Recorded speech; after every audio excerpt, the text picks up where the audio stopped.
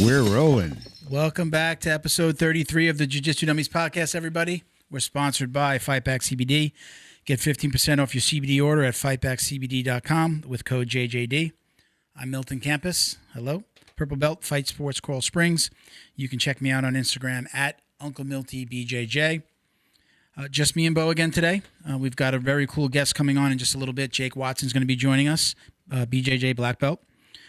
We are also sponsored by War Bar Soap. Get a close up there, Bo. Get 25% off of any of their hygiene products with code JJD at warbarsoap.com. Huge shout out to Flow and Roll at flow_n_roll on Instagram. You can get 20% off your online order with code JJD at flowandroll.com. Okay. Last but not least, thank you to Crown Rash Guards for the gear that they sent us. We showed it on last week's episode. I'm waiting for Junior and Miguel to come back into the studio so that we can do a little review. We'll talk about what we liked about the Rash Guards. I know I love it so far. Washed it and worn it and washed it a few times. Comes out perfect. Actually, it feels like it's holding up better than some of my other gis where like the fibers start to kind of peel away. All right. If you'd like to support the show, visit us at patreon.com/Jiu-Jitsu Dummies.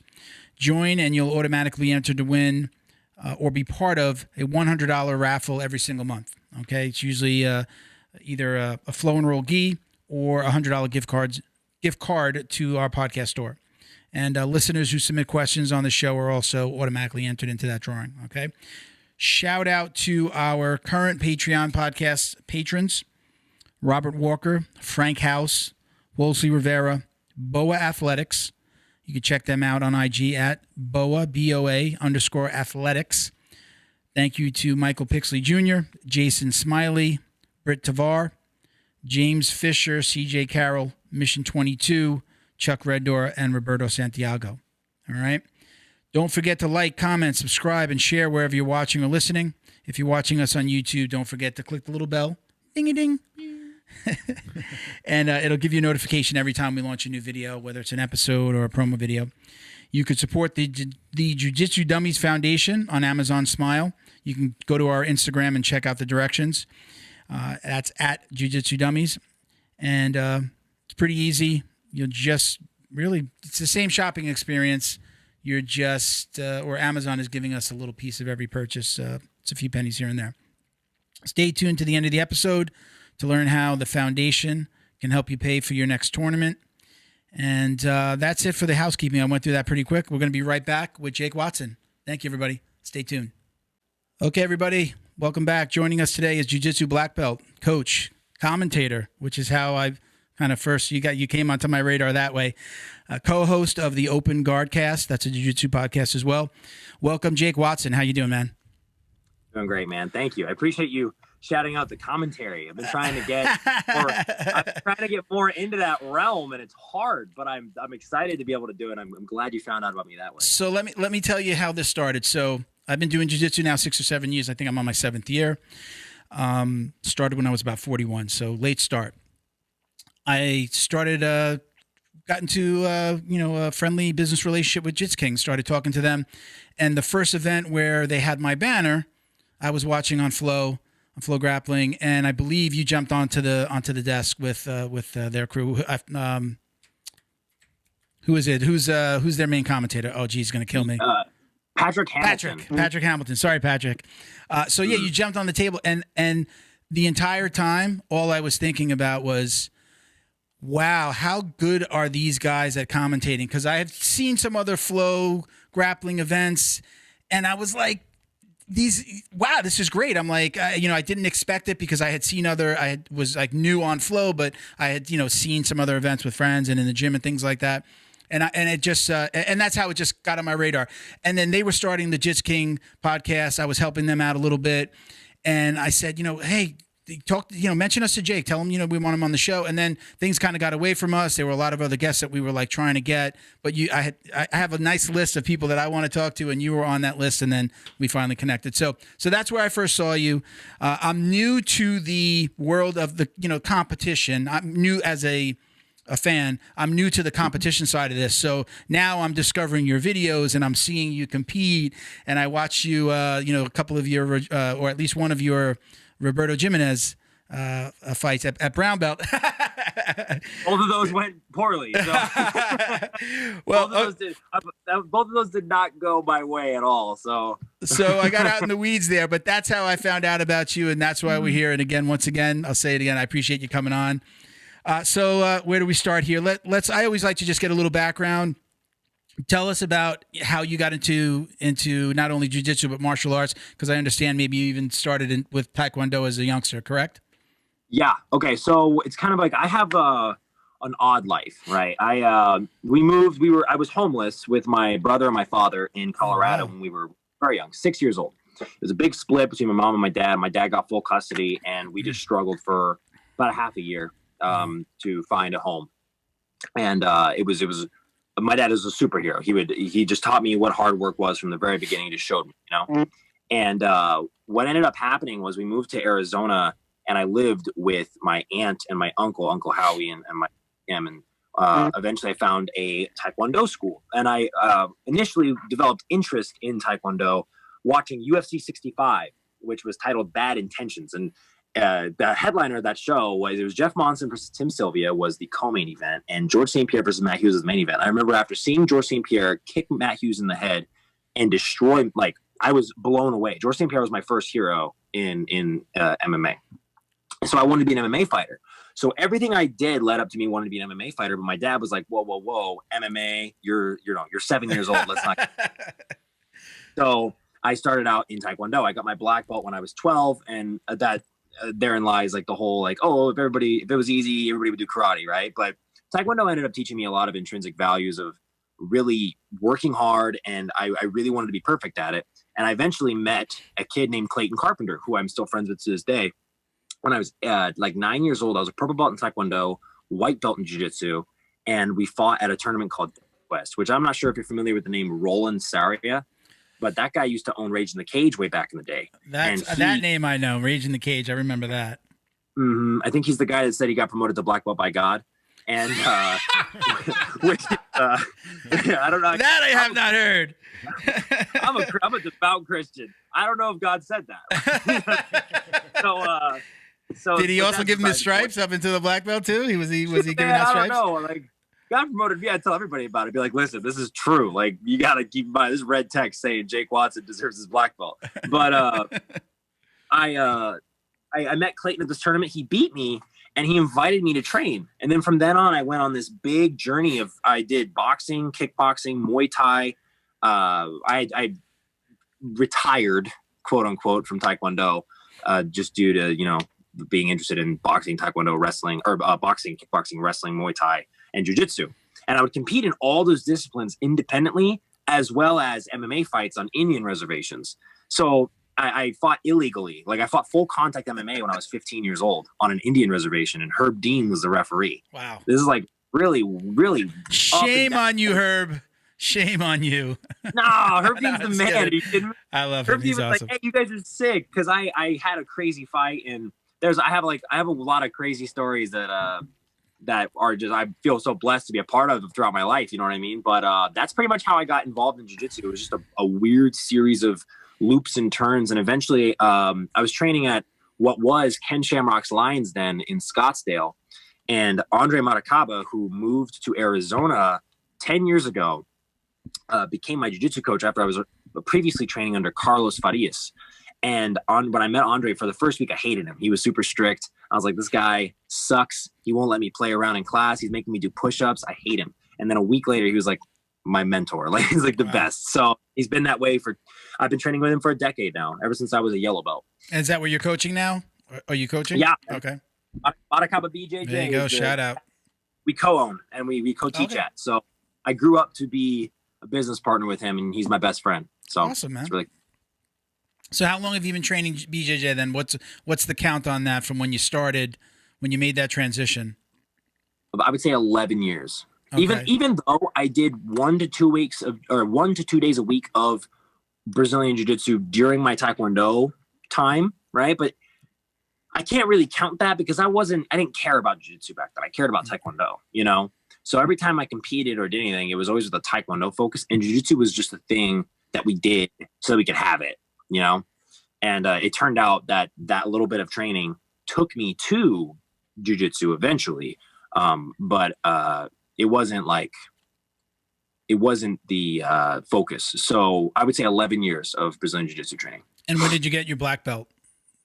I got my black belt a year and a half ago on June 22nd of 2019. Very nice. Okay. All right. So for those of people out there listening that don't know you, let's talk a little bit about the competition side. You've been competing since you were in juvenile categories, correct? Yeah. Okay. Yeah. Since I was in the kids ranks as well. Yeah. Did you win any world titles as a youngster? So I didn't. Pan kids, I sucked. That was bad. It was triangle or bust when I was a kid, man. I'm telling you. Like, if I locked my closed guard, Andre was like, yeah. But if it got anywhere else in the fight, if it was on top, might as well get swept, right? Yeah. So I actually didn't win my first big title until it was 2013 Pan Ams. I won Pan Ams 2013 as a juvenile. They didn't have a difference between juvenile 1 and 2 back then. So it was just 141 pounds juvenile. And then after that, I became very complacent in my training because I was like, whatever, I can do all this and I'm talented. So I can just, slack off and still win big tournaments, whatever. And I'm 15 years old. And my coach, because he cares so much, that's one of the things about Andre that is just so amazing to me, is that he cares individually. He has a plan. He's almost like a father for, you could have 15 kids. You love all your kids individually and they're all different. You discipline them differently. For me, he needed to tell me, like, listen, you don't even deserve to win what you just won because you don't work hard. Like, you got off. Like, some of the kids, there was a kid I fought in the final. His name is Victor Antunes. Andre told me that there's a chance that kid never came back. He never came back to America. Never. That was his one opportunity to come to America and win. And I beat him in the final. And he worked very, very hard to get that. And I caught him in a submission and I won. But I think it was just a reminder, I don't even work hard. And it eventually led to me quitting all the other disciplines and going to Brazilian Jiu-Jitsu. But after that, after I made the commitment to just stick to straight Brazilian Jiu-Jitsu, and that was a rough talk. I quit Jiu-Jitsu for a whole week after that. I was depressed. And my hero told me, hey, listen, you don't deserve what you just got, which is now I get it. But back then I was like, whatever, Andre's being mean to me, whatever. So I won the 2014 Nogi World Jiu-Jitsu Championship at Juvenile, double gold. And I won the team trophy being the sole athlete from my academy. Now, I know that sounds kind of weird, but I actually accrued so much points from the tournament that I actually beat. It was Power MMA, which is the name of the gym that we were under when I was competing. I was still Andre. Was first place, and I was the only competitor that competed at Nogi Worlds from our gym that year. And Alliance was second place. Wow! So it was really, really cool that I did that. And I think only Elizabeth Clay has done that at a national, like a world tournament. I think only she's ever done that as well.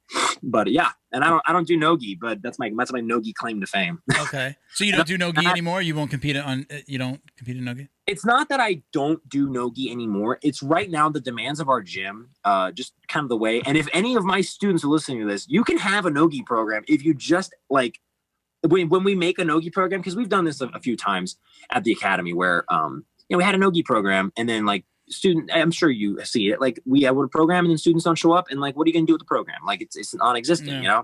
I would love to do Nogi, but we just don't have the demand for it, and so mostly I'm a gi competitor and I've been competing gi. Funny enough, when I competed on Jits King and I lost to John Combs, I didn't actually grapple any Nogi for the tournament. So and so it was obviously a little weird grappling a no-gi fight after essentially grappling in the gi without making grips. That's how I prepared for the tournament. But I just grappled in the gi without making grips, which I guess is as close as you can get in the gi. Yeah. But it just wasn't enough to beat someone as talented and who works as hard as John. He's a very good, very accomplished, and very dangerous competitor. My whole game plan was to sit up and I sat up. That's my whole game plan was to do the opposite of what I ended up doing, and that's not a mistake that you can make at this level. But I would love to I would love to compete in both disciplines. I want to do ADCC. It's just not, and now right now at this point in my career, I just don't believe that it's the best move. Okay. So let's go back to that conversation you had with your coach. The conversation where he was like, listen, you don't deserve this. What did you do exactly after that conversation? You said you quit jiu-jitsu for a week, but then what changed? What did you do differently? So here's the circumstances of that talk. It was after I won PANS and I got off the mat before the advanced class. So I did the intermediate class and I was like, I'm gonna go home. So I'm getting off the mat while the advanced class is about to start. One of my good friends, his name is Matthew Gillette. He's a very, very dangerous Masters competitor. He's Masters 2 black belt.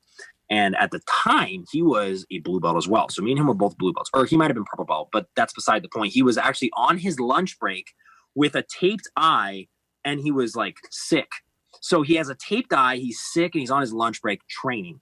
And he hadn't won. He was adult yet. He hadn't won a big tournament yet, but he's working as hard as I should have been working. You know what I mean? Like he was just the personification of my lack of motivation. You know what I mean? And so Andre was like, Matt, come here. Like, he came over to me and he's like, Jake, do you understand that, like, you are talented, and if you work half as hard as this guy works, you would deserve everything he deserves? And I'm like, okay, like, I'm 15, you know, I don't know how 15-year-old Jake works anymore, but I basically rejected it because I didn't understand what I was being told. So I went home and I just took a week off because it was hard. You know, Andre told me if I won Worlds, if I won No-Gi Worlds this year, and I was training the way I was training, it wouldn't make him happy because he knows that I'm capable of so much more, and I'm not even living up to my capabilities. And I just took it as, you know, Andre told me I suck, basically. But it took me talking to my mom. My mom led me to Jesus. My mom is just the woman I will thank God for her every day, right? She said, like, maybe he's just trying to motivate you, Jake, because you are capable of so much, but you don't train hard. It's like, because you don't act like you want to do it. And then I remember I was in a BJ's brewery. So this was what I did immediately after, was get really depressed and go home, talk to my mom, which is, I guess, you know, even adults do that nowadays. Amen. But look, I I go to a BJ's brewery with my parents and I quit everything. And they were like, what? Because in their eyes, I had basically wasted like a bunch of money and time, which my parents were very, very supportive of my dream. They helped me. But in their eyes, they're like, how long have you not wanted to do it? And for me, it was that week I made the decision. I was like, I don't want to do this anymore. It's not like I essentially would wake up, go to school. As soon as I was done with school, I would eat on the way to the gym, and I would get out of the gym at 11 a.m. or 11 p.m. So I had no life. I was just doing everything, and my body hurt. I was like 15 years old with like a back pain and stuff like that. And eventually I just realized, wow, I had been, you know, eluding jiu-jitsu for so long. I should really focus on it. And it took Andre talking to me to do that. So immediately what I did was I focused on how am I going to, you know, what am I going to do? What do I really want to do in life? And this was around the same time that I was in a video production program at school. So I was already thinking maybe I want to be a news anchor as well. So I was either going to be an MMA fighter or a news anchor. And I ended up being a Brazilian Jiu-Jitsu athlete.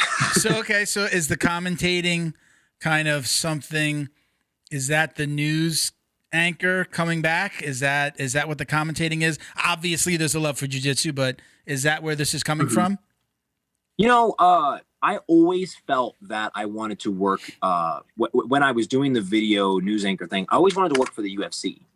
And I just saw how good Joe Rogan was at, you know, presenting the fight as a story. And now I see John Anik, and I love John Anik. Yeah, man, that great guy, John Anik, if you hear this podcast, I want to learn from you. But one thing that I feel like is I've always had a very big interest in video production. Even before I took the video production course, I would make videos, and I would put together compilations. And I used to have a YouTube channel actually where, I don't know if you're familiar with the game Super Smash Bros. Yes. But there's a whole editive scene behind it. And I would make combo videos, and they would get hundreds of thousands of views. The players who I made the combo videos for would share them on their Twitters, and it was cool, but no one knew who I was because I put, like, you know, I didn't want anybody to know who I was. I was like, whatever. But it got freaking copyright struck too. The channel doesn't exist anymore. But anyway, that's beside the point. I was always interested in video production. I was always interested in talking and public speaking. And I eventually, as I got older, I felt like, man, I really want to I want to do so much more than just be an athlete. Like, I don't think I'm just going to be a jiu-jitsu fighter. Like, I want to be a coach. I want to teach seminars. I want to commentate. I want to be a part of the scene. I want to be a tournament promoter one day. I want to do I want the list to go on so that I can eventually spread my goal, which you'll ask me about what my big goal with everything I do in life is. But yeah, I feel like it did come from my video production learning, but it was just very, very fun to learn how to do all that stuff. So I could do it with my jiu-jitsu. I like the medium of jiu-jitsu to do what I do. Okay. So you have that conversation with your coach, you come in with this new drive. Fast forward to today. What keeps you motivated to get that out there on the mat? Because I mean, it's a unique individual who can really do the competitions that you do, and the travel and all that goes into it, the prep, the recovery. What keeps you motivated on a daily basis?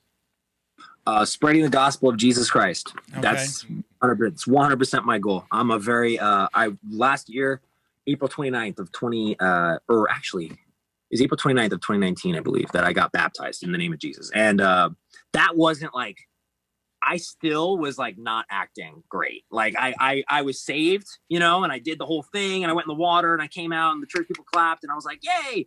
But then I was like, I just kept on, like, I was really, really going up and down through depression, which is something I struggled with for a very long time, that I didn't realize it until I saw how bad I was treating my body. And I was like, wow, I've been like this for a while.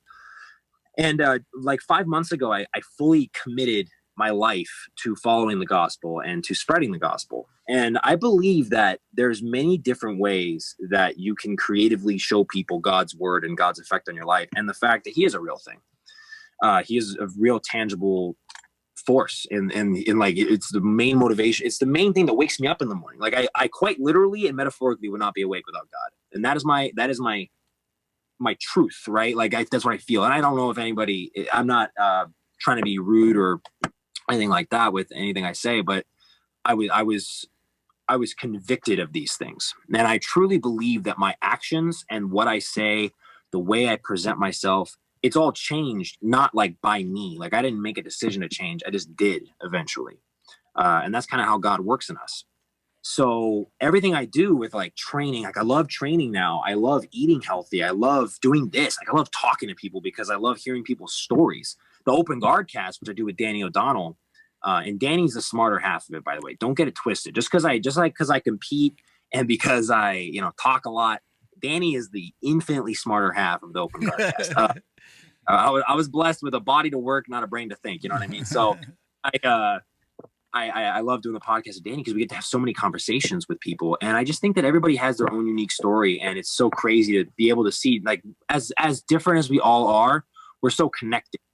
And I feel like the more I compete, the more I travel, the stronger I get in my faith, because I see how much do you love jiu-jitsu? Just 7 years. You know what I mean? Yeah. Like, my goodness. You ever had a surgery? No, pretty close. Sprained my ACL and MCL, so I was pretty close. I thought I had to go for surgery. Exactly. See, you love jiu-jitsu. Think about that you have in common with so many other people, and then put that into perspective. Like, wow, we are all connected by this niche sport. Think about how much deeper we're actually all connected, and that's what strengthens my belief in God. And that's the main motivation for everything. That's 100% why I do what I do. That's why, like, win, lose, or draw, I never get too high on the highs or too low on the lows. I set a standard, not an expectation. I understand that, we're not owed a thing. Every day could be literally the last day that you live. So why are we spending time worrying about the future? Why are we spending time worrying about the past? I'm really, really motivated by Jesus. So let's say, okay, a kid walks in the gym, you meet a kid, first time, parents bring him in. Let's call him a teenager. He's maybe a fan of the UFC, and he says, I want to start competing. What's the best advice that you can give somebody who's just looking at getting started in their jiu-jitsu journey and or MMA, because you did MMA as well. So I think you have a good take on that side as well. So brand new. The question is, he's brand new, no experience competing, never wrapped his hands, never had a gi on, never thrown on MMA wraps, never put on the gloves. What do you tell that kid? I would say, hey, let's do a class. Let's do a class, see how comfortable you are. Because with every class, if he wants to compete, he's going to have to go through a roll, right? He's going to have to do a live roll. And if he is super uncomfortable with a live roll, he's going to hate competing because it's way different. Or it's not different the more you get into it, but you get my point. Yeah. It's like there's it's scary. I would say that's a great motivation. One thing as a coach that's kind of interesting is how can we foster that motivation while still keeping him in reality? Like, We want him to see what it's actually like, but still keep him realistically motivated to do that thing. Like show him this is attainable, but you have to go through steps first. You can't just compete now. You can, but you might not enjoy it, because think about it. Like we've all had awful tournament experiences, but if we had that awful tournament experience as our first one, we might not come back. You know, I've been choked on fight to win stage in Hawaii by Michael Liera in like a minute. That sucked. I cried so hard. But if I did that my first tournament ever, I might not be doing jiu-jitsu today. Yeah. So as a coach, we walk these interesting fine lines with new students. And we get students like that all the time, as I'm sure you see at your academies, where they want to come in and they want to go now. Like, I want to do jiu-jitsu. I saw the UFC last night. I saw Israel Adesanya and he kicked a guy. And we're like, well, we're a jiu-jitsu school. We don't do that, but we can teach you how to do jiu-jitsu. I would say let's do a class and then ask them how they're feeling. Like, hey, how'd you feel? How'd you feel in that role? Maybe put them with someone that's better so that they get beat up a little bit. Like, that's realistic. Like, put them with someone that they're going to get beat up. See how they handle getting beat up, you know? That may sound kind of morbid, but like, you know what I'm saying? No, like, yeah, you have to know that there's not just winning. You don't just win all the time. I'm lucky enough in my academy. I'm a little, getting a little older now, so maybe they don't do it as much. But whenever I walk around 230, 235. And whenever there's a big guy that comes in, no, more like this, less of this, more of this. I'm not. Dude, I look like I got a forearm stacked on top of a forearm. So you're good. I'm a little bit thicker in the middle, but I've been, I've been over 220 for I think half my life. But lifted a lot with jiu-jitsu. I guess I just don't lift as much as I used to because it's just like you're always so beat up and it's recovery. I want to get back on the mat. So I'm usually that guy, or I have been that guy in the past, when a big guy comes in, sometimes new, sometimes a little bit more experienced. I'm a purple belt. Sometimes, maybe purple and below, and I get that big guy. But I've also gotten the new big guy. And, my coach over time, I didn't realize in the beginning, I would try to all right, I got to smash this guy because this guy is just going to, probably lay and pray. He's going to try and get on top. I don't know if he's been a wrestler. I've learned to say, number one, have you ever done this before? Have you ever wrestled? Have you done any kind of martial arts before? And I want to get an idea if he's going to just come at me, or, do I play guard, let him come on top of me, or maybe I'll just say, hey, listen, they're going to roll over there, but let me just show you kind of the basic position. Let's go into guard. So I learned that over time, but in the beginning, in my younger days again, only 6 or 7 years in my 40s, but in my younger days in the sport, I would smash the guy and my coach would be like, you can't smash the brand new guy because he's never going to come back. And I guess, the ego gets the better of you, and I'm not going to let this new guy smash me. And I learned, and I will absolutely take that new guy now and be like, hey, look, they're going to, I know coach said to roll. Let me show you just, close guard, open guard. I'm going to show you how to pass the guard. And I wind up just taking it a different way. If he's somebody that has a little experience, he's a white belt, and maybe he's coming to us from another academy, then I might take a different approach. But, at the end of the day, I think everyone out there that's listening, just remember, those, what is it? They say white belts are fish, not food. Is that the saying? Something like that? Or our friends, not food. I'm sorry. Our friends, not food. They're fish, not food. Same thing. Yeah. Anyway, they're friends, not food. And we got to, be careful that we want them to come in. We want them to be training partners. Same as don't try to break literally try to break somebody's arm when you're, these are your friends. You've got to keep them in good shape, and they have to do the same for you. So I had to learn that a lot about time over time. But that's kind of lead me to another question. Talk to me a little bit. I watched an interview that you did, and I think you kind of just talked about, like, you had some lower back pain, you did some cupping therapy. And at my age, I'm always looking for, I have the So Right, I have the chirp wheel, I have the massage guns, I have everything, and I use them all almost every day, whether I've trained or not. It gets me out of bed in the morning. Talk to me a little bit about what you do for recovery, and I'd really like to learn. Obviously I can get on the internet, look up cupping, but you said it, I heard it, and I said, let me talk to Jake about this. Let me see what that did for him. But talk to me a little bit about your recovery programs and then cupping specifically. Okay, so first things first. The two best ways you can recover, this is agreed by, I talked to Jordan Syatt, who is one of my friends, he was Vaynerchuk's personal trainer, and he's really, really knowledgeable about this. Also, Alex Sterner of Electron Performance in San Diego, who he strength trains all the people at Atos Jiu-Jitsu HQ, and a lot of other people as well, including me. But nutrition and sleep are always going to be your top priorities with recovery. It's always going to be nutrition and sleep. What you're putting in your body is what your body's going to use to repair itself. It's what it's going to use to strengthen itself. It's what it's going to use to better get to sleep, which is the next thing is sleep. Like you need to sleep adequately, and you need to find out what that means for you. So for some people it's 6 hours, and that's good. For some people, like Paulo Costa, apparently that guy sleeps like 12 hours a day. Like that's a lot of sleep, but that's what he does. So those are the first two things I focus on. And then getting to the cupping, I work with Dr. Neil Morris of the Regenerative Health Group here in Mesa, Arizona on 420 West Mahoney Avenue.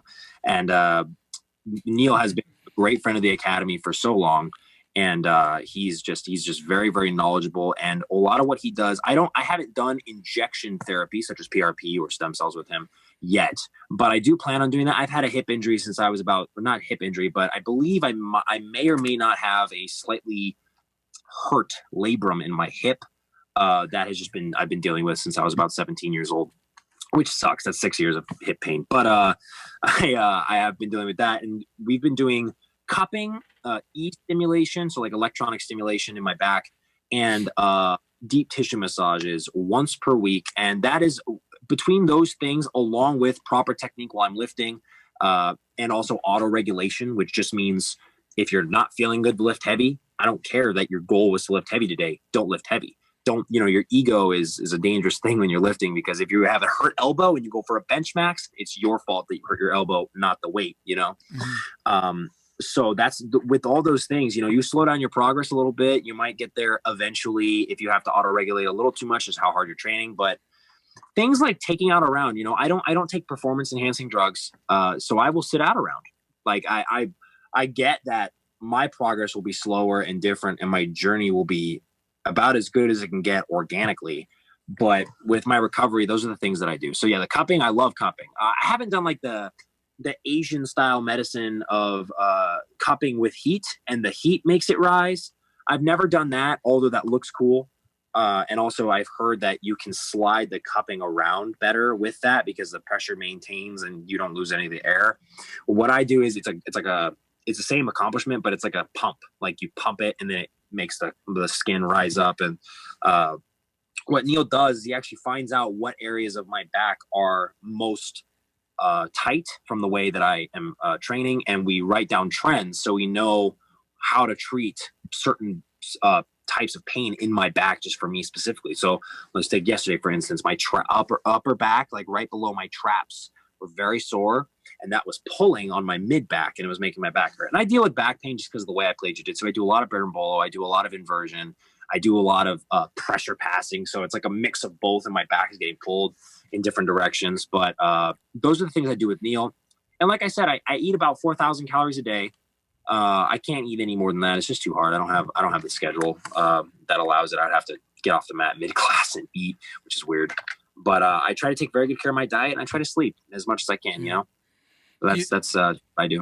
Do you have a chiropractor that you go to as well? I mean, is it like, I go at least once a week, and I go for like a therapy. They'll do a half-hour massage, a therapy with the kind of the electrodes, the electronic stimulation, and then I'll see the chiropractor. He'll crack my back. Do you do anything like that? I have not gone to a chiropractor in a while. I used to go to Dr. Matt Colby, who's also in Arizona, but I haven't gone to a chiropractor in a bit. I haven't really looked too much into chiropractic work to begin with. I don't really understand it. And I would like to be educated on it for sure, mm-hmm. But I won't put my body through something that I'm not led to understand. So another cool thing about Dr. Neil, I almost called him Dr. Meal, about Dr. Neil, which he's a blue belt. So that's kind of right. I'm just kidding. That's a joke. Shots fired. I'm just kidding. Neil, I love you, Neil. But Dr. Neil, he teaches me everything he's doing. And I know a lot of people are like, whatever, just work on my back. I trust you. But I want to learn. I want to be able to know so I can explain it on shows like this, and I can help people understand what he's doing. Because at the end of the day, I'm trying to get people to understand that what he does is very good, and it helps me a lot. I did it right before I went to American Nationals. My gi came up, and I saw a bunch of cupping marks on my back, and some people asked me about it. They were like, dang, dude, you got a serious cupping. I was like, no, I just have a seriously hurt back. This is what happens. Wow. But it was I like to learn. So I haven't done any chiropractic work, but I would love to learn about it, because maybe that would help me as well. Cool. Now let's go back. You mentioned before some of the competitions that you kind of glazed over it. What's next on the competition scene for you? Do you have anything planned? Do you have any fights scheduled? At the moment, no fights are scheduled. I am in talks with Seth Daniels. So interestingly enough, I would love. So I want to fight for the Fight to Win title. That is my goal right now. Is I have beaten at So I competed at both 185 pounds and 200 pounds. I walk around at 188 pounds. So I was competing at 200 just because the opponents that I fight at 195 weigh that much, and they cut to 195, and I walk around 188. So what I am looking to do, because I beat Samir Abdulkader, Ronaldo Jr., and I had a really close match with Manuel Hebamar at 185. And that wasn't the order, but I qualified. I believe, just judging by how I see the division panning out, I'm one of the top contenders for the title in that division. And I beat Hudson Mateos, Mateus Luna, and Arnaldo Maidana at 200 pounds. And though that's putting me what I believe is the number one contender in that spot too. So I want to fight for the title in one of those divisions. He keeps on asking me if I want to do no-gi too. And I just can't. Like, I can't put myself in that position. It would be unwise as an athlete to put myself in a fight that I cannot actually prepare for. Especially athletes nowadays who do no-gi are doing only no-gi. And it's like, man, I'm going to go into a heel hook rule set without an understanding of heel hooks. That's just not smart. We got you. We lost you there for a second, but we didn't lose the audio. We didn't lose the audio. It's just the video. But go ahead. My apologies. I was just playing with something in it for some reason. My Bluetooth. But yeah, that's it wouldn't be wise of me to do that. So we're still in talks. I really want to compete as much as I can. Yeah. So I love competing. If there's ever a super fight show that has a gi athletes needed, I will fill in. I'll go up and wait. Like I love competing. And right now I'm doing a lot of training and a lot of gi. So I'm comfortable. Like I just got off American Nationals. I felt great at that tournament. But as far as no-gi goes right now, until I'm actually training no-gi, I'm not going to do a no-gi fight. It just doesn't make sense. It wouldn't be smart. Does Seth also do the Who's Number One? Is that his as well? Or is that more for like flow? That is a flow grappling only show, and they only do no-gi right now. And then the next show they just announced that's going to happen in like, I don't know, January or February, is another no-gi show. I'm like, dude, get a gi fight. Like, put me on a gi show, please. Like, that's all I want from you is a freaking gi fight. I was going to fight Roberto Jimenez before the COVID-19 pandemic shut everything down in the world. But I was scheduled to fight him. It was actually a week and a half, 2 weeks before I was supposed to fight Roberto. I beat Hudson. So I beat Hudson, and I was going to fight Roberto. And that was going to be like the order that I was competing. But then everything got shut down. Wow. How many times have you fought Roberto? We mentioned it before, I think, right at the beginning.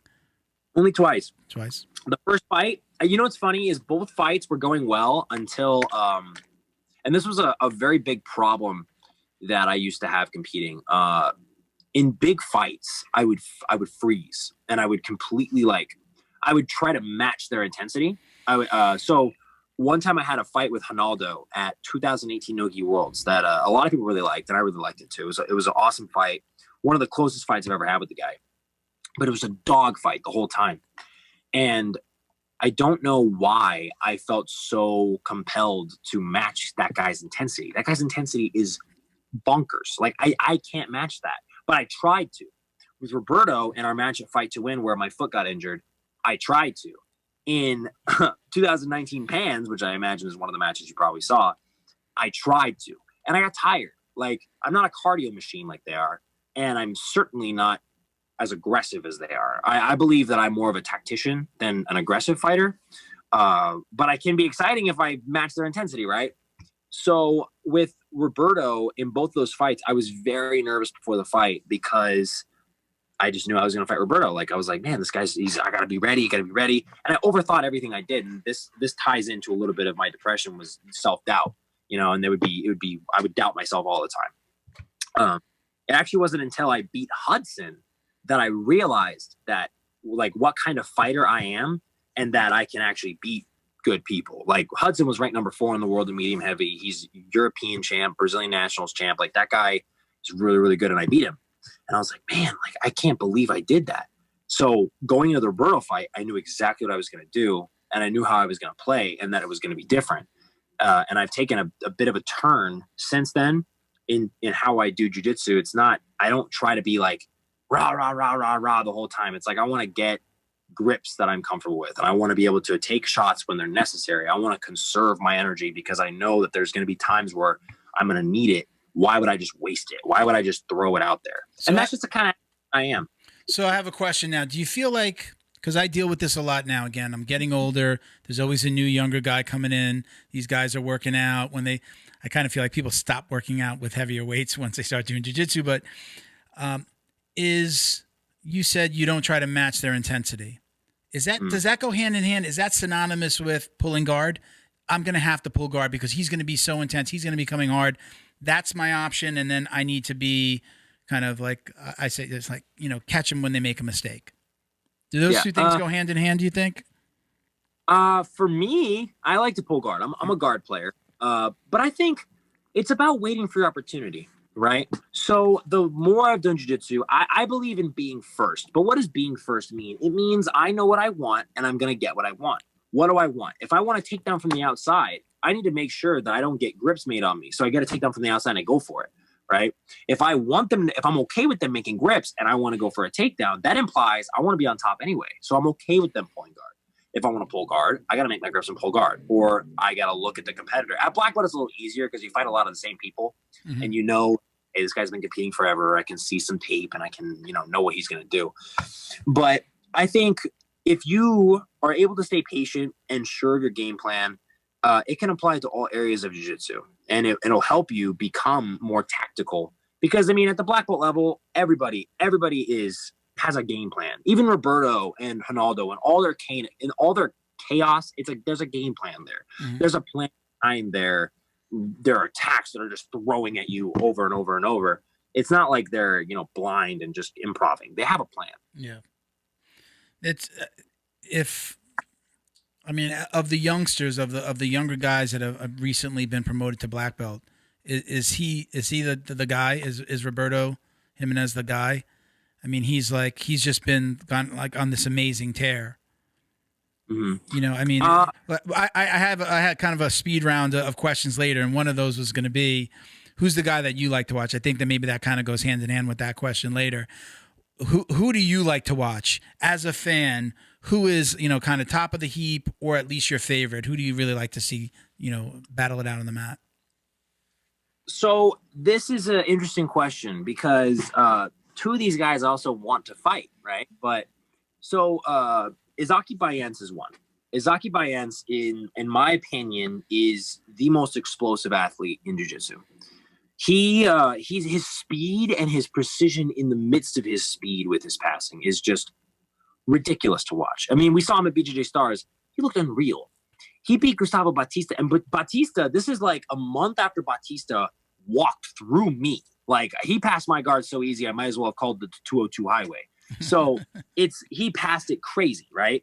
And Izaki made him look like, hey man, I know your whole game. Like, it wasn't like a blowout, but it was like Izaki was a step ahead the whole fight. And I felt like I was 15 steps behind in my match with Gustavo. I just played a very incorrect game plan with Gustavo, and I would never have known how to play against him unless I fought him once. So now, after that, hopefully I do better next time. But Izaki's one. Also, Leandro Lo. I think Leandro Lo shows time and time again that understanding rule sets and understanding how your game applies to rule sets is paramount at the highest level. He beat Izaki. And not only did he beat Izaki, he knew what he had to do to beat Izaki and implemented it. He's able to play around the edges. He's not like one of the Luna brothers. I don't know if you're familiar with the Luna brothers, but Mateus and Macias Luna are twin brothers who are super smart. And grappling them is very difficult because you're also it's almost like they have the rule book in their right hand and they're making grips with their left. They're very, very smart. And when you grapple them, it's always going to be a close fight because they know, okay, I'm in a bad position. Let's go out of bounds. Leandro is the same way, but he mixes in this aggression that is very difficult for the person on the other side to perceive. So you don't know when he's going to be aggressive and explode or when he's going to be passive. So watching him is like watching a fighter IQ of way up there. He's got a really high fighter IQ. So watching those two are really awesome. Watching Roberto is exciting but it's exciting for like everyone. Everybody can be excited by Roberto's game because it's very, very, very aggressive. But the thing is, you live and you die by the sword. We saw him at Pan Am's versus Felipe Andrew get footlocked because he went for a footlock against a footlock guy. And Roberto's okay living and dying by the sword. He even says that. He's not going to change the way he grapples. And I think that that's admirable. But I also don't think that it is, what's the word I'm looking for? It's not like you can't do it forever, right? He can't play like that forever because it won't work. His body won't be able to take it. It's like Andrew Wiltsey from Daisy Fresh. His body won't be able to take the way he trains. Roberto, I hear, is very healthy and takes very good care of his body. So he probably will have a longer career than Andrew Wiltsey. And I love it. Andrew's a friend of mine as well. But I mean, I told him, like, you gotta calm down. Like, you gotta go to a doctor and like get some of that stuff worked on because you're gonna hurt yourself. Do I think that Roberto's the next guy of the new generation? I think if we're talking about the generation after Kynan, he's definitely up there. But Kynan Duarte is gonna win for a long time. Granted, he doesn't slip up again and have USADA breathing down his neck. I think he'll be the guy that he'll probably lose like maybe 3 times a year. I think, and 3 matches a year. Talk to me about the rule sets a little bit. Again, I'm a newbie to this world of this kind of competitive jiu-jitsu, the fight to wins, the who's number one. This is new for me. So help me understand kind of the rule sets, like fight to win versus like, is it if you go out of bounds in one organization, you'll get started standing up or you'll take the same position? Is that kind of stuff? Is that what you mean? Reaping the knee, not reaping? Explain that to me. Because look, I was going to say, explain it like I'm an idiot. I'm an idiot when it comes to this stuff. There's a reason why we call this Jiu-Jitsu Dummies. I'm always looking to learn. So talk to me about that a little bit. Well, I love the name of the podcast, by the way. I thought it was originally supposed to be Jiu-Jitsu Idiots, but then I said, maybe that's a little bit too strong. But I wanted to be a really stupid guys. Yeah. Whoa, dude. I wanted everyone to know, number one, that we weren't taking ourselves too seriously. We're not out here. I'm a purple belt. I started when I was at Purple, started the podcast at Purple. I didn't want anybody to think that I was out here giving advice like I was a black belt. I did want to learn. That was the biggest thing for me. We were also a kind of a round table. We started out having like 5 people on the podcast all the time. COVID kind of changed us to a little bit more of the interview style like we're doing here today. But I usually have at least 2 co-hosts in the studio. And those guys I still have in, but because of COVID, it kind of just changed things. We also really like to have people in the studio, which, by the way, we're moving the studio to Miami. We film in my house. We're going to be in a different place in a studio. So I'll be able to invite guys like you if you're ever in Florida. Hey, come on in. I want to have that conversation again in a round table, and we're just shooting, going back and forth, asking questions and talking about jiu-jitsu. So again, with that being said, I am the dummy. I'm the main dummy here. Talk to me a little bit about the rule sets. Funny enough, one little thing before I talk about the rule sets. Seth did try to get me on a show in Miami in January, so I'm gonna have to come by. But anyway, the rule sets. So of the submission only rule sets, there is submission only, no time limit, which is a lot of the who's number one rule set.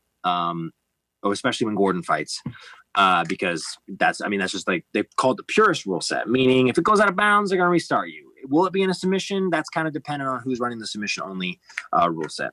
Generally, when you get reset, you do not get reset in a submission in most rule sets because it's just unfair. If I have a toe hold and it's not tight and you reset me, I'm going to tighten the toe hold, even if I'm not or if I am an honest person, just by the nature of the fact that you're resetting me in a toe hold. Then there is the submission only rule sets that have points, like fight to win. Fight to win, there is sort of points. Like every submission attempt, depending on the severity of it, will give you certain points. Even slams give you points that are not shown to you, but are shown in the ref's minds. And then that's how they determine decisions. I think fight to win has a great model as a rule set, but it could be applied by different refs more. Like we could have more fair decisions or maybe a better tracking system. Then you have the point rule sets, such as ADCC. These are the no-gi ones. ADCC and now IBJJF is introducing heel hooks in 2021. So ADCC is more of like it's going to cater to submission grapplers outside of jiu-jitsu as well. It's trying to be fair for all of them, such as sambo, wrestling, jiu-jitsu, judo can all do ADCC and be effective, right? Obviously, jiu-jitsu is the most effective of all of them. It's been proven time and time again. Uh, so as far as like being smart with the rules, IBJJF is the gold standard. I think everybody should be able to say IBJJF is a gold standard. If you complain about the IBJJF, it's because you don't know the rules. The rules are not, they lend themselves towards progression. So a sweep is 2 points, knee on belly is 2 points, passing the guard is 3 points, mount is 4 points. As the position gets worse, as the action becomes more impactful, you get more points, right? If you go out of bounds with a submission on, like, it gets a little, there's a lot of rules, obviously, but it also all makes sense. So Leandro Lo knows, for instance, if he gets put in a single leg and his back is facing the out of bounds, if the guy drives a single leg, Leandro Lo is going to let him, and he's going to stay on his feet because that guy drove Leandro Lo out of bounds, and now Leandro Lo only gave up an advantage, right?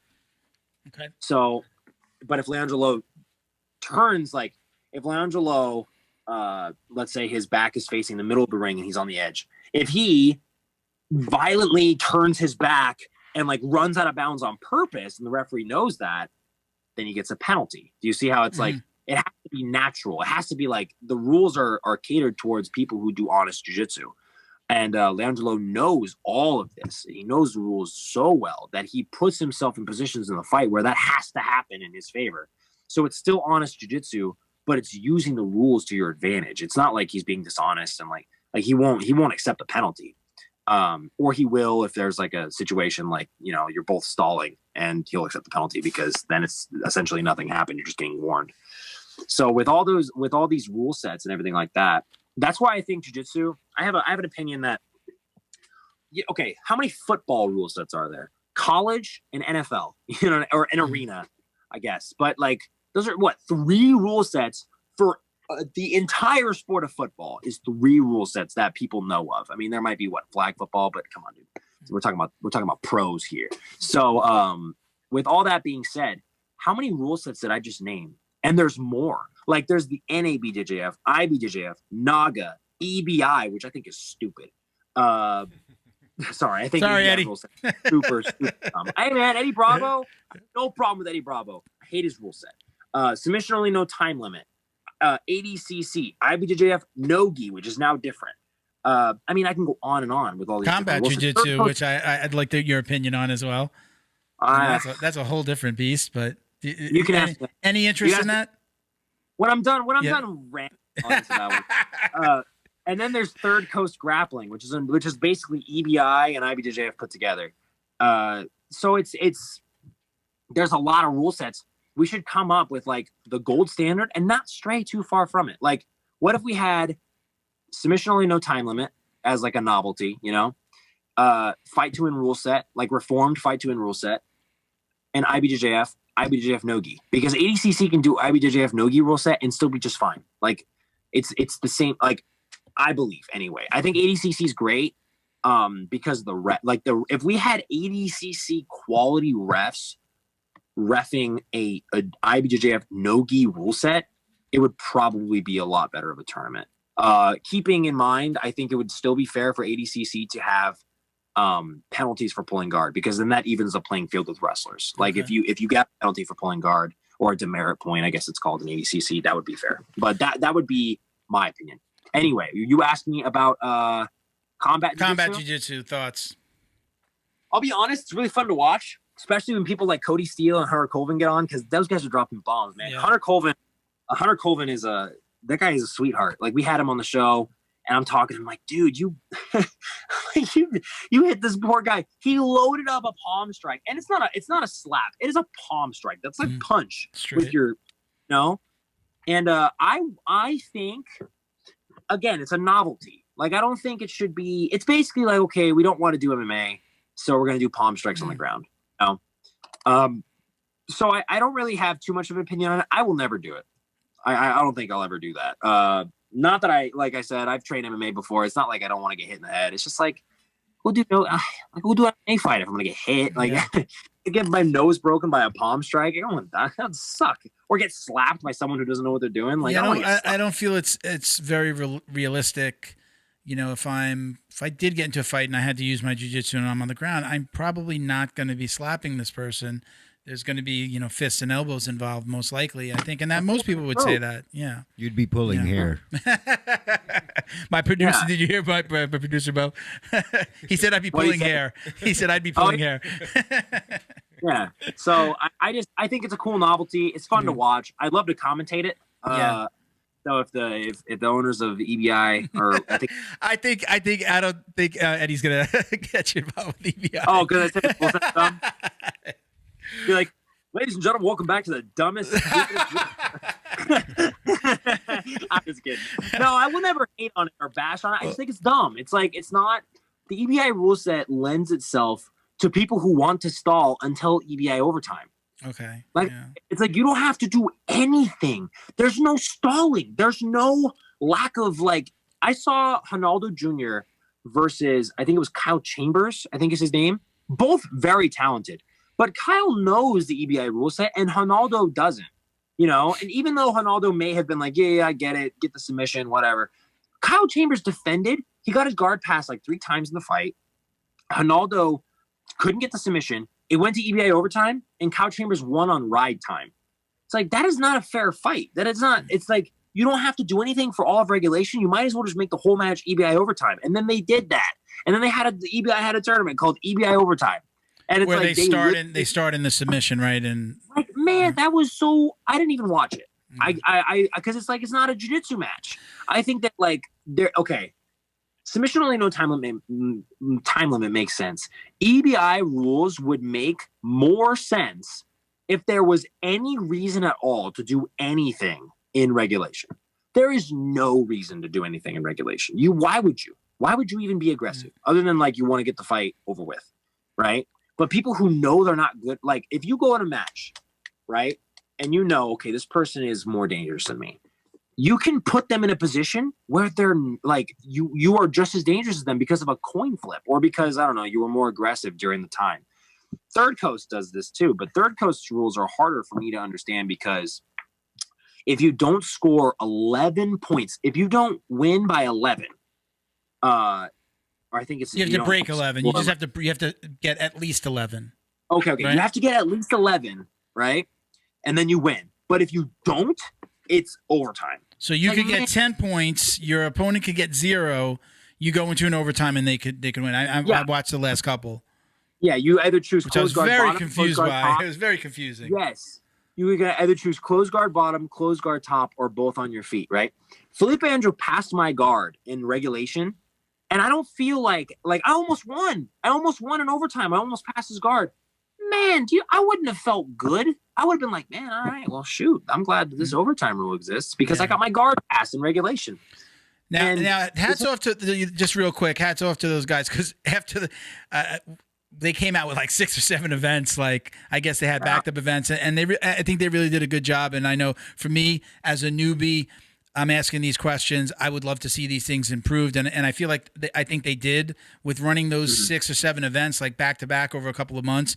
I know that they came out and improved some of their rule sets. So no, for me, at least me personally, I'm really starting to love this side of things. But when I see something I'm almost positive it was the last Who's Number One, Elizabeth Clay's fight, where the refs come out and they raise the flag. And they awarded it to her, but then they took it away from her a second later because they, the judge. Did you see that? Am I citing the right fight? Was it the Elizabeth Clay fight with Gabby Garcia? No, it was the fight after that. It was the next one that she lost whatever belt she had. I guess it was a championship. I don't remember the other girl's name. That wasn't who's. If it's a flag.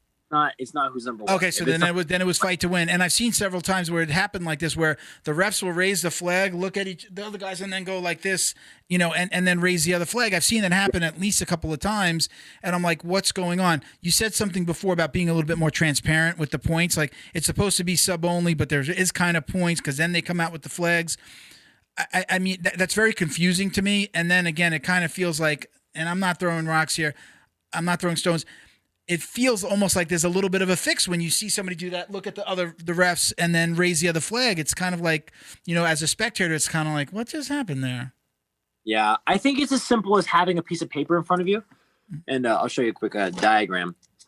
So let's say I make a circle for a bat. a line for a pretty good submission attempt, and an X for a really close submission attempt. All you have to do is sit there and watch. Okay, that was all right. And then you just count all of them up and be like, all right, cool, this one. It's that simple, right? Hold it in your hand. And but here's the thing. Human beings have this incredible ability to mess things up. And this is not a shot at anybody. Everybody makes mistakes, right? I don't know. I'm not going to say the Fight to Win rigs anything, because the Fight to Win has never showcased any signs of rigging or fixing or faking. Seth is a lot of, can be called a lot of things, right? But he can't be called a dishonest guy. He's treated me very, very well. And in times where he thought I didn't win the match, but I won it anyway, he's like, yeah, I don't think you won. And I was like, well, all right, I appreciate you being honest. You know what I mean? Like, I still won, but I appreciate you being honest. And he will talk with everybody great. So I don't think that's it. But I do think that, like, there was a time my coach brings this up all the time. There was a time in the NBA finals, a guy got the ball and ran the opposite direction. He didn't run the right way. And it's like, man, you've been playing basketball since you were yay big and you messed up that, right? So, we as humans, we definitely have the ability to mess up. And as far as the third coast rule set goes, with all these rule sets that I think are like, hard to understand or they're dumb, I don't like hate the people making the rule sets. I think the rule sets are flawed. Right. And I think that every rule set will be flawed. Even the NFL rule set is flawed for the NFL. Like, there's some things that just either they don't make sense or they're hard to figure out. People can mess things up. Right. So and I love Third Coast. I love Ryan McGuire and his whole crew down there.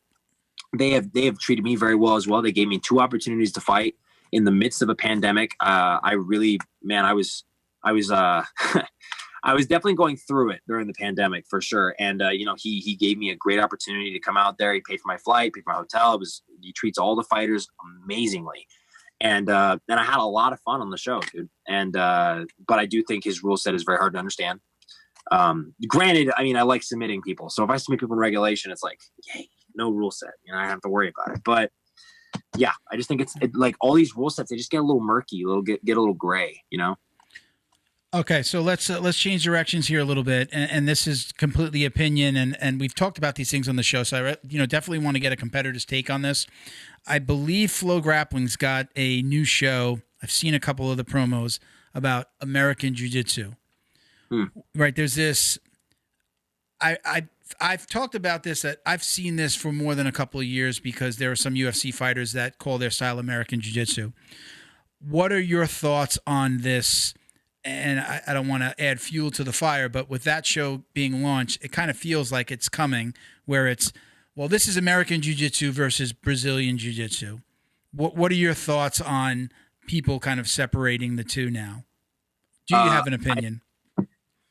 My opinion is that it's dumb. How? For me, I don't care to attach a label. At the end of the day, dude, do you know that people in Brazil, from what I've heard, they don't even call it Brazilian Jiu-Jitsu. It's Jiu-Jitsu, Like, we could all call it Jiu-Jitsu. At the end of the day, this whole thing started in Japan. Yeah. So it's like, we don't call it Japanese Jiu-Jitsu. We had to differentiate it from that. Okay. What do people who do American Jiu-Jitsu, what do they do so differently that they call it American Jiu-Jitsu? Right. I know Keenan refuted some of the things that that people were coming under. He was coming under fire. He's like, oh, we do American Jiu-Jitsu. And people were like, man, you're not giving respect to Brazilian Jiu-Jitsu. And he's like, no, I do it because, America's a melting pot. And my gym is a melting pot of people. And it's like, hey, that's respectable. But you had to have known that was going to get people upset. I call it Jiu-Jitsu, man. I'm a Jiu-Jitsu athlete.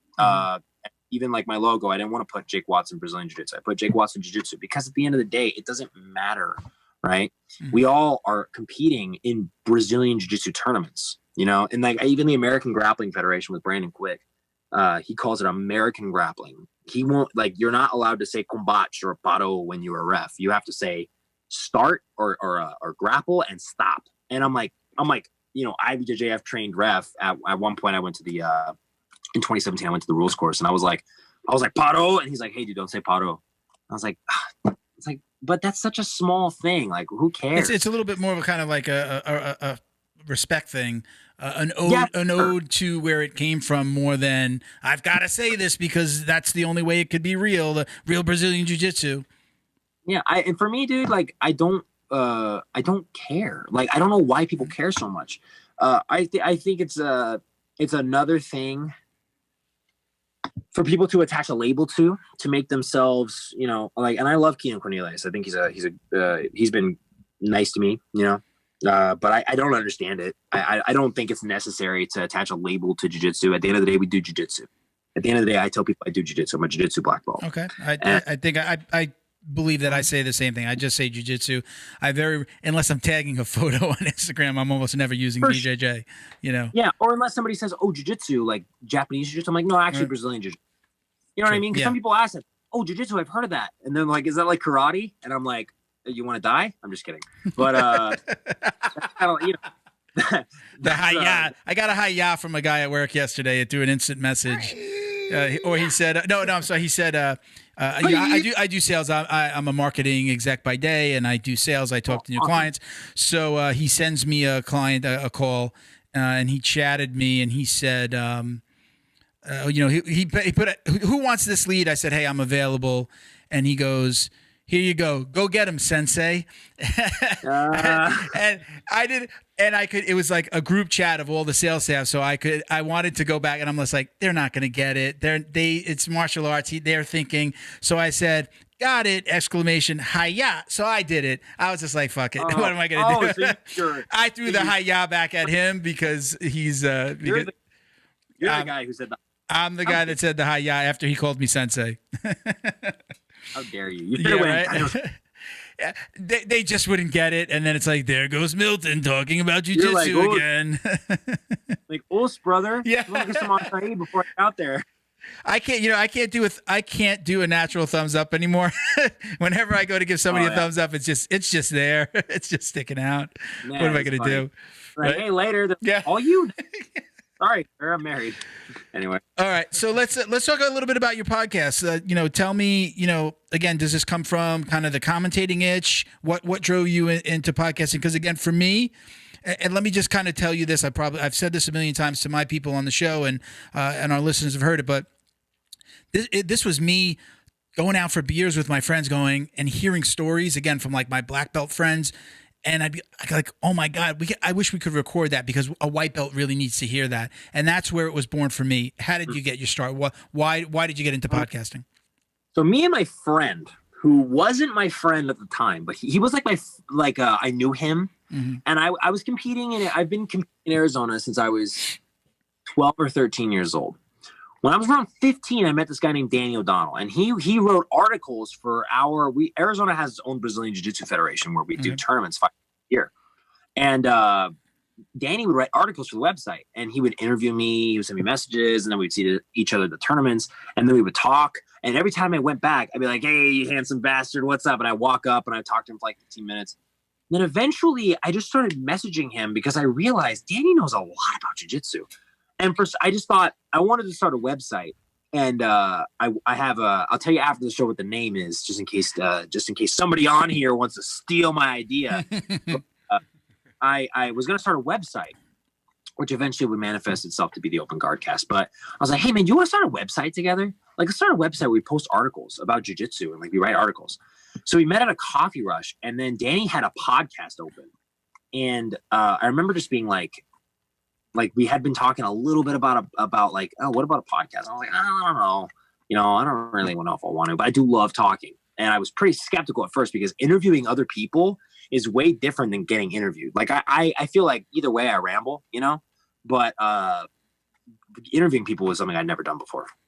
And so Danny had the podcast open. I was like, dude, let's just do the podcast. Like, what name do you want to make it?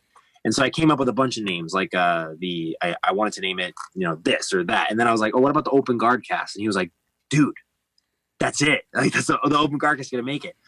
And then before we knew it, we didn't even like schedule. We didn't plan. We just did an episode, and we just talked about Fight to Win, where Marcio Andre beat Ben Henderson.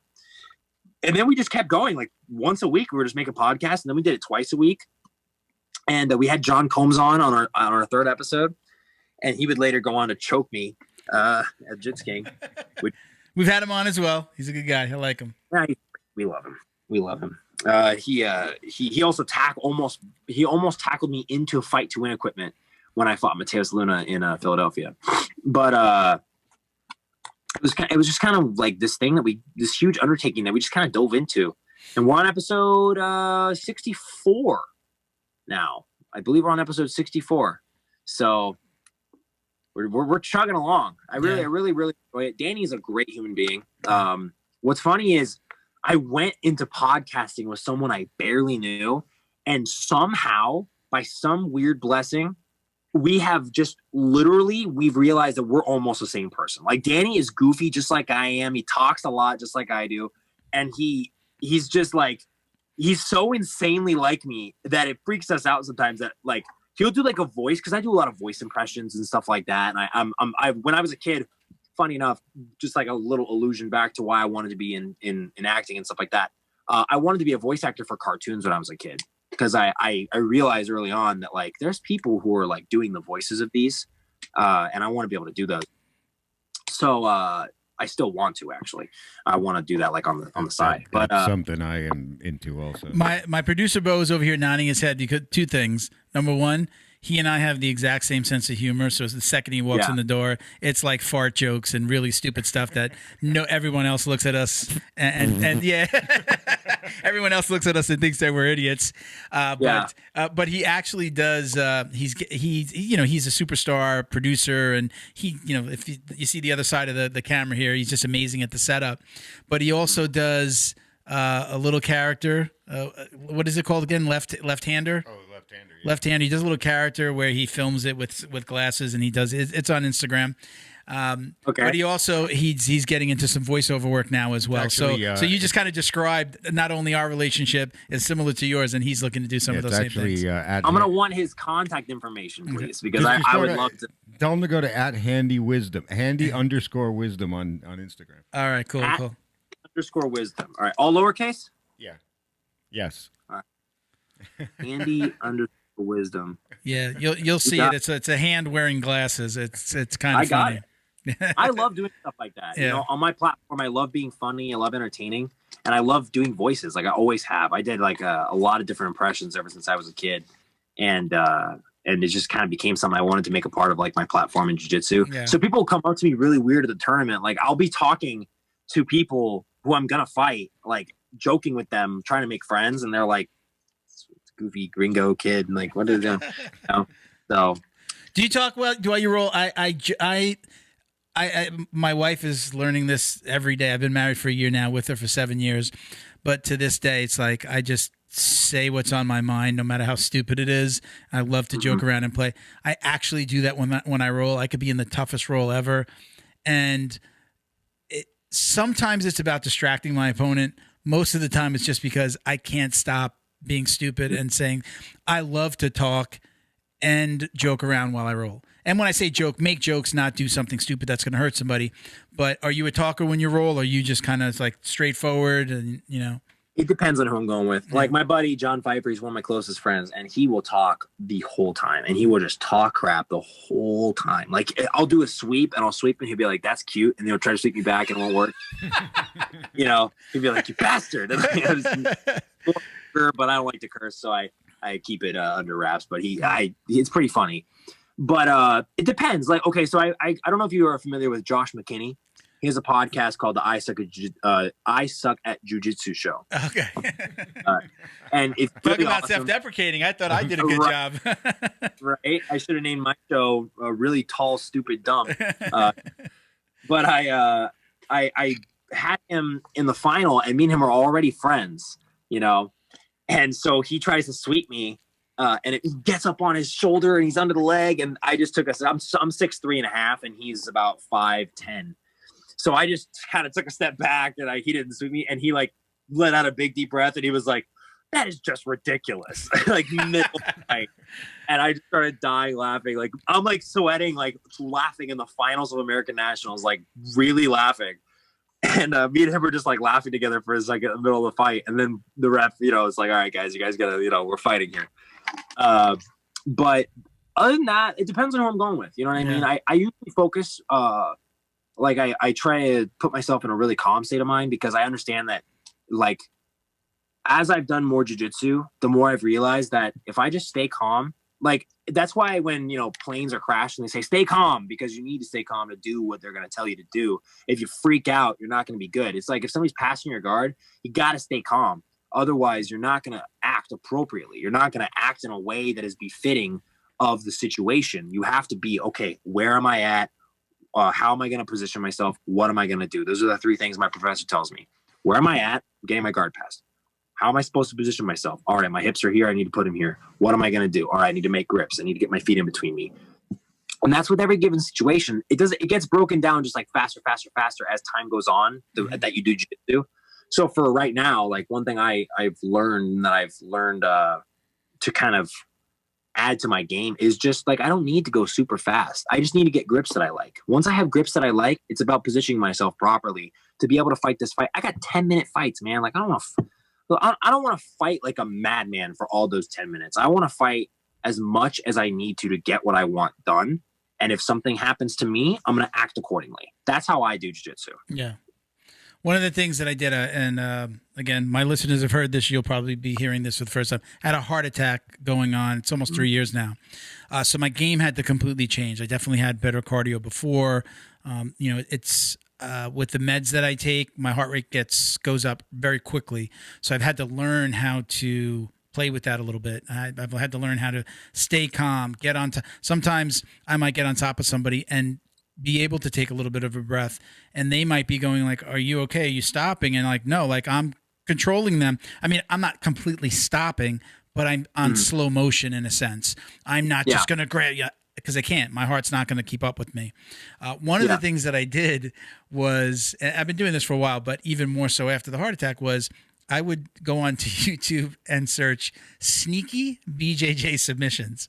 And it was like my intro. Really what winds up usually coming up is a lot of wrist lock stuff, so I had to find some tricks that when I'm on the bottom and I've got that athletic kid with like cardio for months, and he doesn't stop. I had to find those tricks. I found like I got a really good, baseball bat choke from the bottom that I discovered early on because of that. And again, it's usually a lot of wrist lock stuff. So that's where my game has kind of had to evolve. I'm trying to get better with the cardio, but again, like just the meds, as soon as I start, rolling, the heart rate goes up. My heart's not going to explode, but it just changes for me. So I'll make a deal with you. If I come out to Miami, right, and I get on the show, do you ever throw lasso guard at all? No. Again, big guy in the middle, so like sitting up is not the most comfortable. It's like, I mean, I'm not huge and fat, but definitely things where I have to sit up, it's not usually my game. I'm a little bit more of and it's kind of like just a staple of my game right now. It's because it's my coach and he's taught it to us is the lockdown. I get real like in the lockdown and then maybe get the sweep or, kind of do the banana split of the electric chair. I usually can, guys at my level that I'm training with, usually we call it the pee-pee splitter. Usually if I can get the leg over my shoulder, they're usually going to tap in there. And I'm learning now kind of like, okay, there's a foot lock right here and getting a little bit better with, because we don't do a lot of knee bars. We haven't done a lot of leg stuff at my level, but now we're starting to really introduce it. So now learning a little bit more about it. That's usually my game. Something where I can control my pace, which means I have to control your pace. So the lockdown's a really good way of me doing that. Because when they start just kicking around, flailing around, they don't know how to get out of the lockdown. That's where I'm able to recover and then get them with the sneaky stuff. For sure. I'll come up with a couple sneaky things that I can show you when I come. Awesome. Yeah, man. So we're going to be moving into that studio. It's Bo's telling me we're probably going to be able to start kind of finishing setup the beginning of January. So I'm hoping that we usually film twice a month on Saturdays.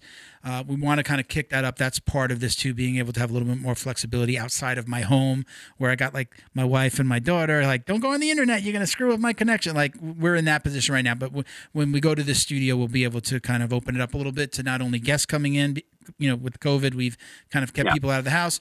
So we'll be able to get people to come in. And then we'll be able to kind of go back to our old format where it's more of a round table.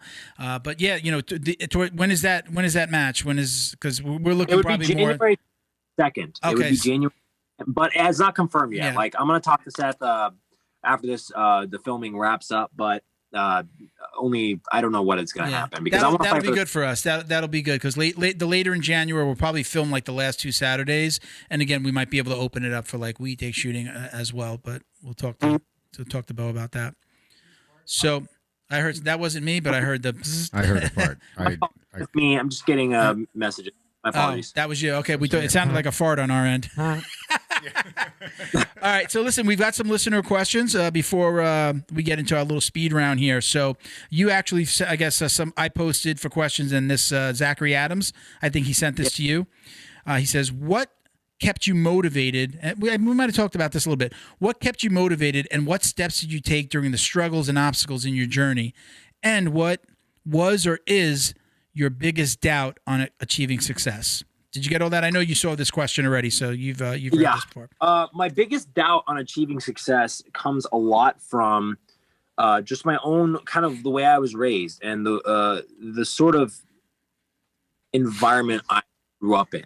A lot of the response I was given from people around me due to my success, it was almost like I had a conditional love, right? Like it was almost like everybody would talk to me about what I was doing if I was winning, or like even like my parents' friends, of some of whom I'm still in contact with today. They would like lead me to grow up around certain ideologies, namely things that would end up being contrary to my Christian faith, such as like sexual immorality and stuff like that. Socially, that bled into my career. It made me feel like I didn't have any worth unless I meant something to other people. And so my biggest doubt was that I wasn't actually good enough to beat people, right? So I like I had alluded to before, I struggled with depression pretty up and down for a while.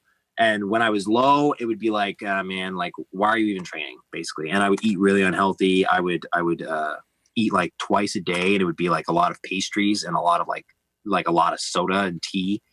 And then like when I was really high on it, I would eat super healthy and like really good, and I would eat a lot of food, and then I would go back down. And then it's like, I feel like a lot of people ask me if I had bipolar disorder, but I don't know. I have definitely never felt better than now in my life, and it's been consistent. So praise God for that. But like I said, my life took a big change when I gave my life to Jesus, and it was like an actual real changing of my heart and mind that I can only thank God for. And it's how I stay motivated now. But throughout all the time of me growing up, I developed a lot of different, I have a very addictive personality, just kind of spawning from that time.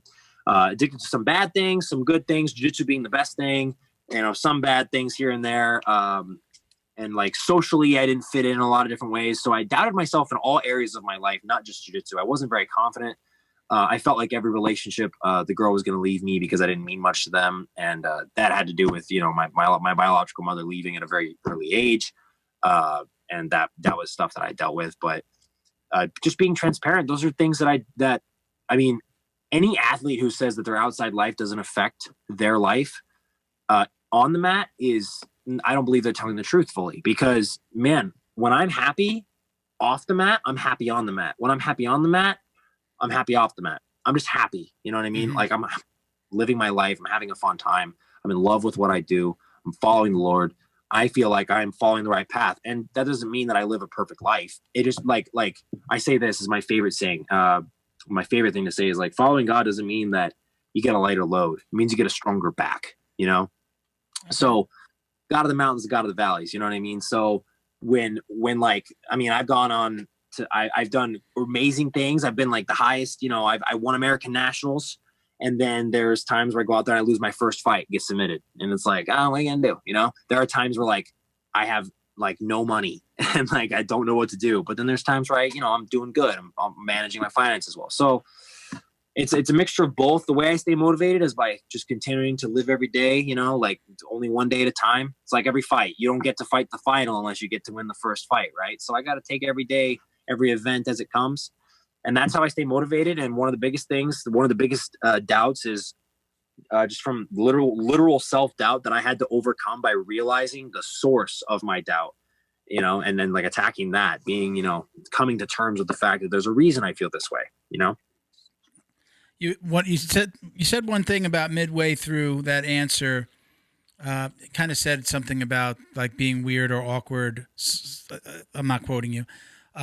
I love that part of jiu-jitsu. I am friends with people now that I would have never been friends with. I just wouldn't have, not that I wouldn't have been friends with them. Like, I'm not going to friend, that I just would have never met them.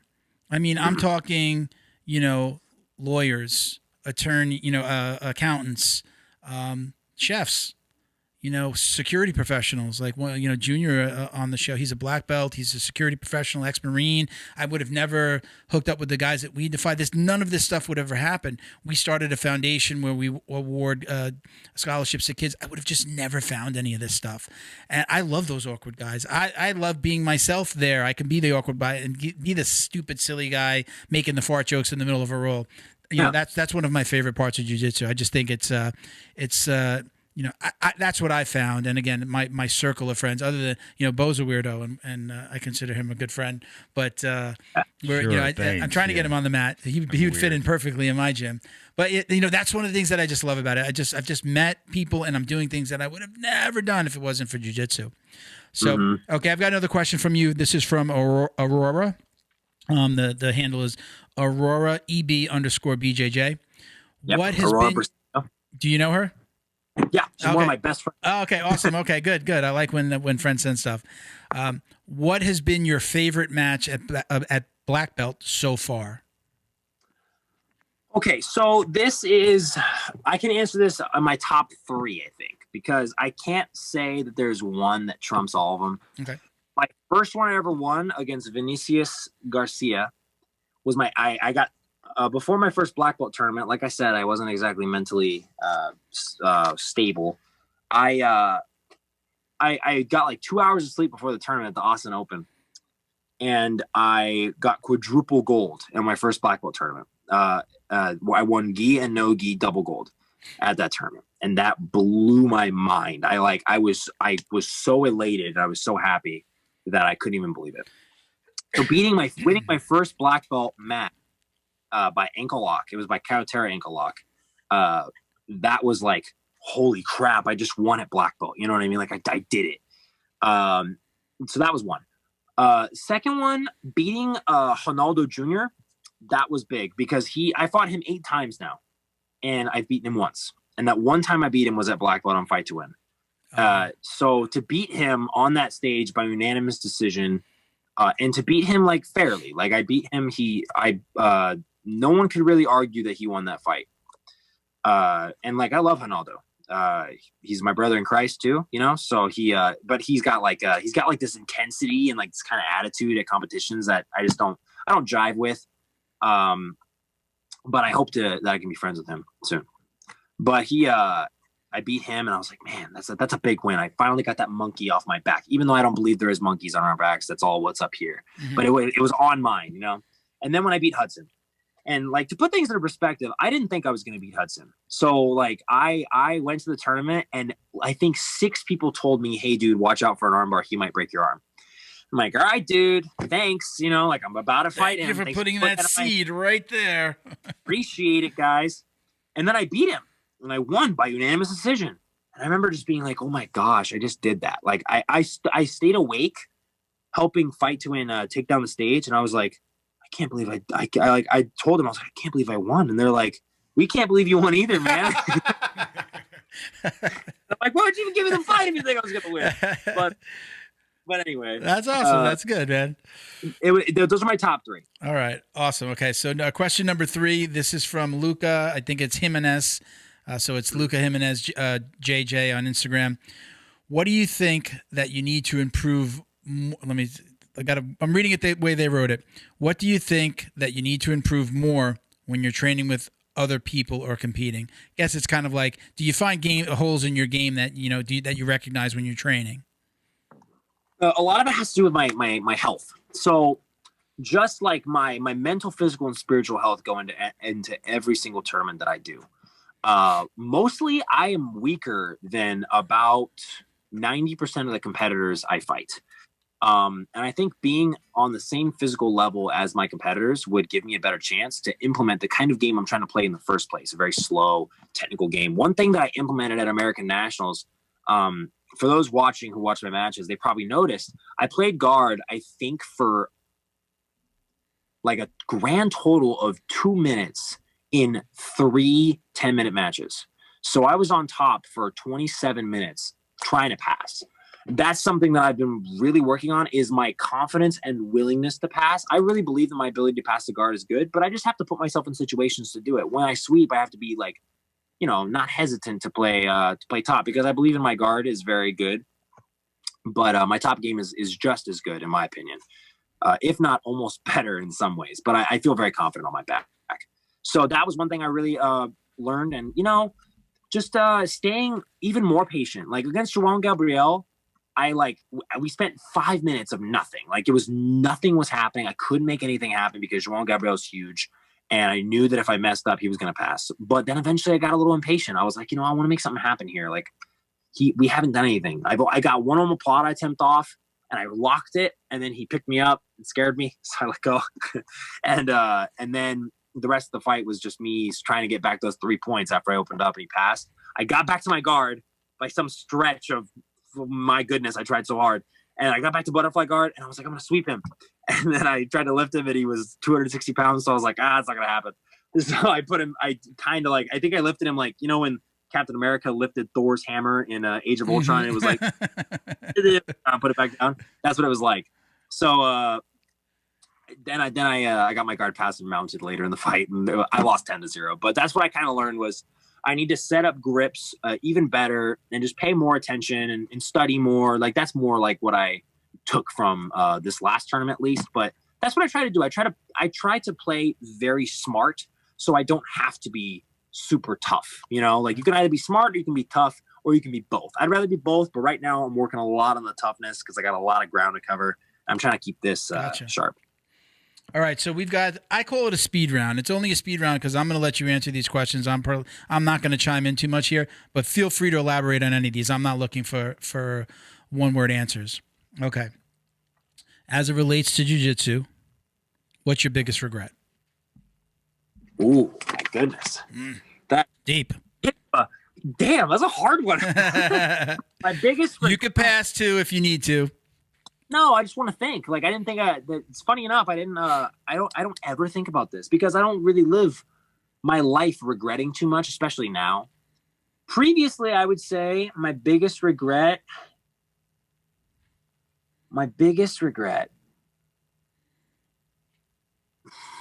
Man, this is always a tough one. I think I have to start putting this one last.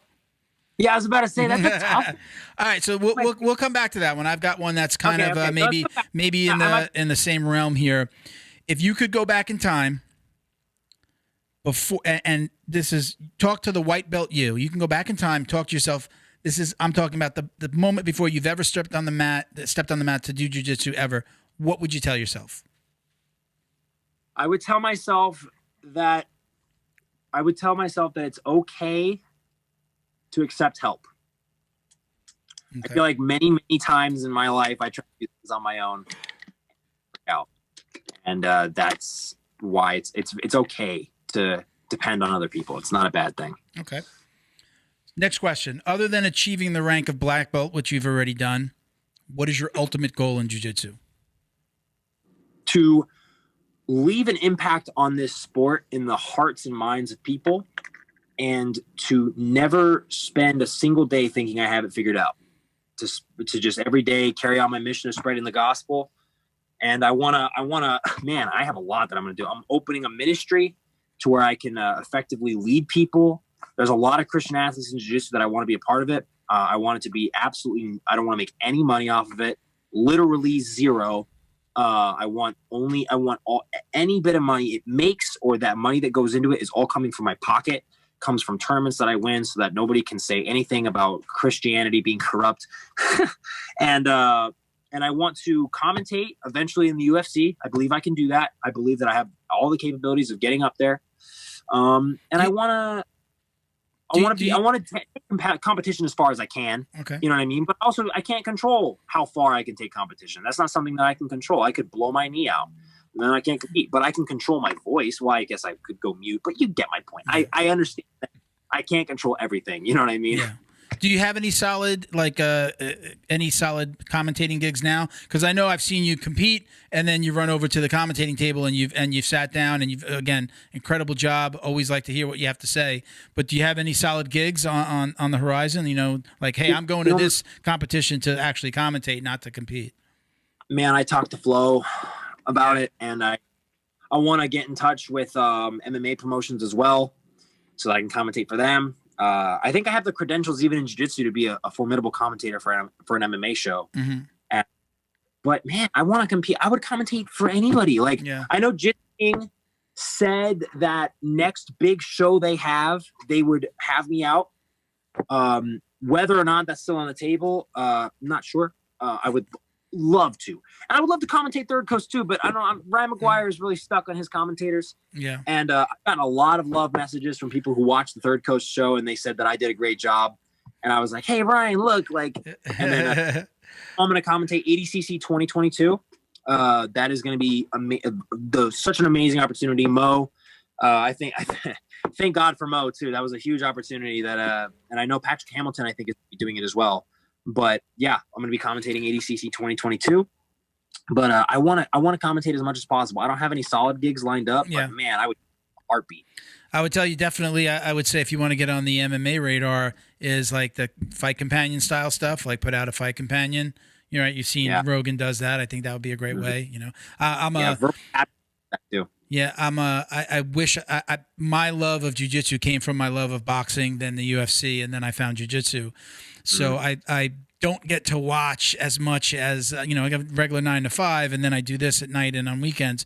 So it's very hard to kind of keep up with everything. But that's what that was my first love is, again, boxing, then UFC. Mm-hmm. But again, for me personally, jiu-jitsu is the most exciting thing for me right now. But yeah, I would definitely suggest the fight companions. I mean, I would tune in and watch that. I would, I'd turn off Joe Rogan and listen to you for a couple of fights. So, all right. So next question. What's the craziest thing that's ever happened to you on the jiu-jitsu mat? Okay, so I'll tell this story, but keep in mind, this man is now my friend. All right, this man is now his name is Benjamin Silva. So one time I was on the mat, we were competing, and he got upset and he slammed me, and he yelled at me and called me some mean names. But it was in the Pan Am's quarterfinal, and then after the fight, we talked, and like it was just a weird thing that happened. And I'm telling this story because it's a great show of his true character to be like understanding, and like me and him are friends. You know what I mean? And he coached me at Nogi Worlds. But this was our first experience together. Was like I was defending 50-50 the whole fight, and then eventually, the ref messed up the scoreboard, and then it kind of sparked a little bit of verbal back and forth between me and him. And it just goes to show, like, people looked a little too far into things, and like he's my friend now. He slammed me, got DQ'd, and he headbutted my chest too. But he got up, and he was like really, really heated for like nothing.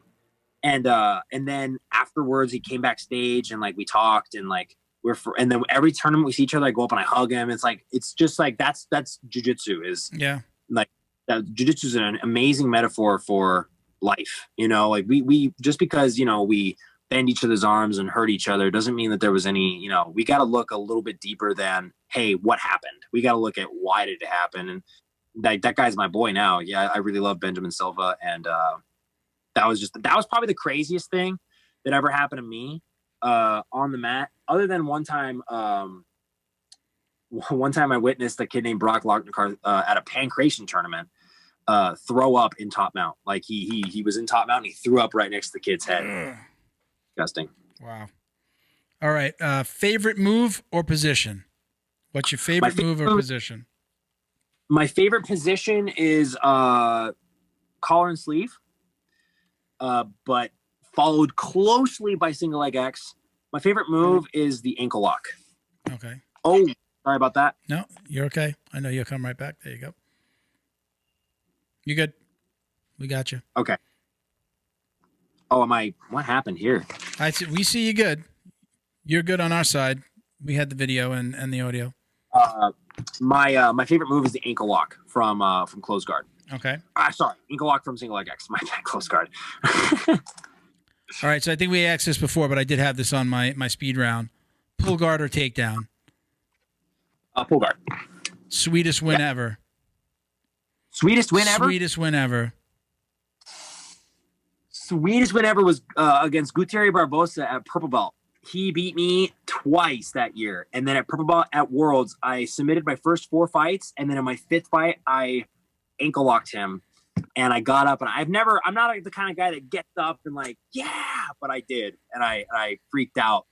And then I had a subsequent energy dump after that. But yeah, that was the sweetest win I've ever had in my life. I think, again, we might have asked this before, but let's hear it again. Favorite guy to watch compete besides yourself? Oh, dear. I watch myself and I cringe sometimes. Favorite of all of them has to be Leandrolo. Okay. He's an enigma, dude. That guy, and you see how heavy he breathes? Like, he's like, and you're like, no way this like 30-year-old guy is that tired. But man, when you drink a liter of Coca-Cola a day, you're going to get tired. Jeez. Again, I might have asked this before, but toughest match ever? Ooh, the toughest match ever is a different question. So the toughest match I've ever had was probably against Ronaldo Jr. at Brown Belt in the 2018 Nogi Worlds Finals. He passed my guard, so he didn't take me down. He passed my guard late into the match, and with a minute left, I took him down and passed. I held for like 2.9 seconds, and I got bumped off. So I lost by 1 point, and such a crazy fight. And I think about that fight a lot because that's like, whenever I see him, I'm like, man, we had that war. And if you watch the fight, you'll love it. It's a good fight. But that's the hardest match. I remember getting off the mat that day and being like I need a cigarette. You know what I mean? And I don't smoke. No, I don't smoke. I don't smoke cigarettes. That was just, whoa, man. Been there. All right. So last question here. I tell everybody this is probably the most important question that you'll ever answer in your jiu-jitsu career. This is big. A lot of people, roll, please. the youngsters that listen to us are just they've turned up the volume on the podcast, and they want to know the answer to this. Oh dear. Do you wash your gi belt? Oh, okay. So I don't believe you need to wash it as much as a gi, but yes, I do. I don't think you need to wash it. Almost knocked over the television. I don't think you need to wash it as much as a gi belt because it is gross. It is kind of gross you're sweating on it. People are on it. It's a piece of fabric. It's made out of a lot of the same material as your lapel on your gi. It's kind of gross. Like, man, and you know what? I used to think like Bad Mojo's going to get washed out, but I don't believe in any of that Bad Mojo stuff. Yeah. I think that you need to wash your freaking belt because it's a piece of fabric that's wrapped around your waist, right? Right now. But you don't need to wash it all the time because if it's starting to lower the quality of your belt, then you are ruining your belt, you know? Like, but I do think you need to wash it. Just don't dry it. Do not dry it. It'll actually shrink. It gets shorter. Exactly. You wash it and you hang it. So, yeah, I wash my belt. In fact, I'm gonna take it home. I'm gonna wash. I think if you don't wash your belt, then it'll eventually crawl away. Yeah, it will. It can start to roll on its own. It'll come out of the closet. So we're gonna put Jake Watson down for Team Wash Your Belt. It will be flashing on the screen when you answer that question in post production. Oh wow! Yeah, we have the huge. There's a huge debate amongst me and my co-hosts. So you really gotta put hashtag Wash Your Belt under, and then like in parentheses, but not all the time. You know what I mean? I don't wash it every time. I now have two belts. Flow and Roll sent me a belt with my name embroidered, so I do have two now. So now I wear them and then I leave them next to the wash, and then I put them in a bag and I wash them together. So I'm not, I might wear it a couple of times. One of them is actually a little bit longer, so if I've put on a couple of pounds, I wear that one. The one that's embroidered is a little bit shorter. Smaller. You have to buy the belt smaller so you get motivated to wear it. Like, dude, when you get promoted to brown belt, your coach better get you an A1. Right. All right, listen, I'm going to give you a second to, shout out any of your sponsors, anybody you want to say, hello to, thank you to. The floor is yours. Okay, real quick. I didn't answer the biggest regret question either. Oh, that's right. Okay. Just thinking about that, I don't have any regrets about anything. But I would say I wish I would have I wish I would have understood earlier in my career that it's okay to like have faith. You know, it's okay to like have your team around you. You don't need to deal with any problem on your own. You should always seek counsel and seek help in times when you don't know what to do, because when you don't know what to do and you let a problem fester, then it overtakes you. I wish I would have, dealt with all the, the depression and the doubt. I wish I would have came to faith in Jesus earlier, but everything happens for a reason. So that's my biggest regret. I think regret is a pretty heavy undertone, and I don't have any regrets, but that's what I looking back, think a little earlier, maybe, but time to shout out OpenGuardCast. There you go. You guys follow us on Instagram, Spotify, iTunes, YouTube. You know how it is. We're on podcast platforms. We have a discount code for election performance, OpenGuardCast 25 for 25% off. You can use that. Get thick, mean, lean, swole. You want all those things? Lift weights. Get off your couch. Stop eating potato chips, unless they're sweet potato chips. Those are good. Then I also want to shout out Break New Ground. You can use I have another discount code. Jake Watson, capital J, capital W for 10% off. They just came out with the new, I think it's the winter edition of the basic kimono, and it's really nice. And I can't wait. I think I'm getting it when I get home. But yeah, those two, they support me so much. And Danny O'Donnell's a great guy. I'm blessed to be able to do the podcast with him. Want to shout out also High Tier Photography, Logo to Life, and the regenerative doctor himself, Dr. Neil Morris of Regenerative Medicine. And then last but not least, I want to shout out Jiu-Jitsu Dummies. You guys are doing an amazing thing over here. That's us. That's us. Hey, how you doing? I'm really a huge fan of, forthright people who have podcasts who are spreading the news about jiu-jitsu. It's amazing. I'll definitely be praying for you guys. And definitely, whenever I come out to Miami, I would love to be in the studio to be able to hang out with you guys, maybe get a beer or something like that. Awesome. Not that I drink beer. You would be drinking beer. I'd buy you a beer. We'll get you no deals. I don't drink, lemonade, bro. Okay. I get all messed up on lemonade, bro. But I'll flip the bar on some Mountain Dew. But yeah. But no, I'm definitely shouting at you guys. Hey guys, everybody, be sure to follow them. They're definitely doing an amazing thing. I'll come back on the show whenever you need me. Thank you, man. I appreciate it. I don't think I have anybody else to shout out. Maybe I don't know. I'd like to thank my mom, my dad. My mom. Oh my goodness. My mom. You know what's so funny? So funny you say that. What's your name, sir? Bo. Bo. All right, Bo.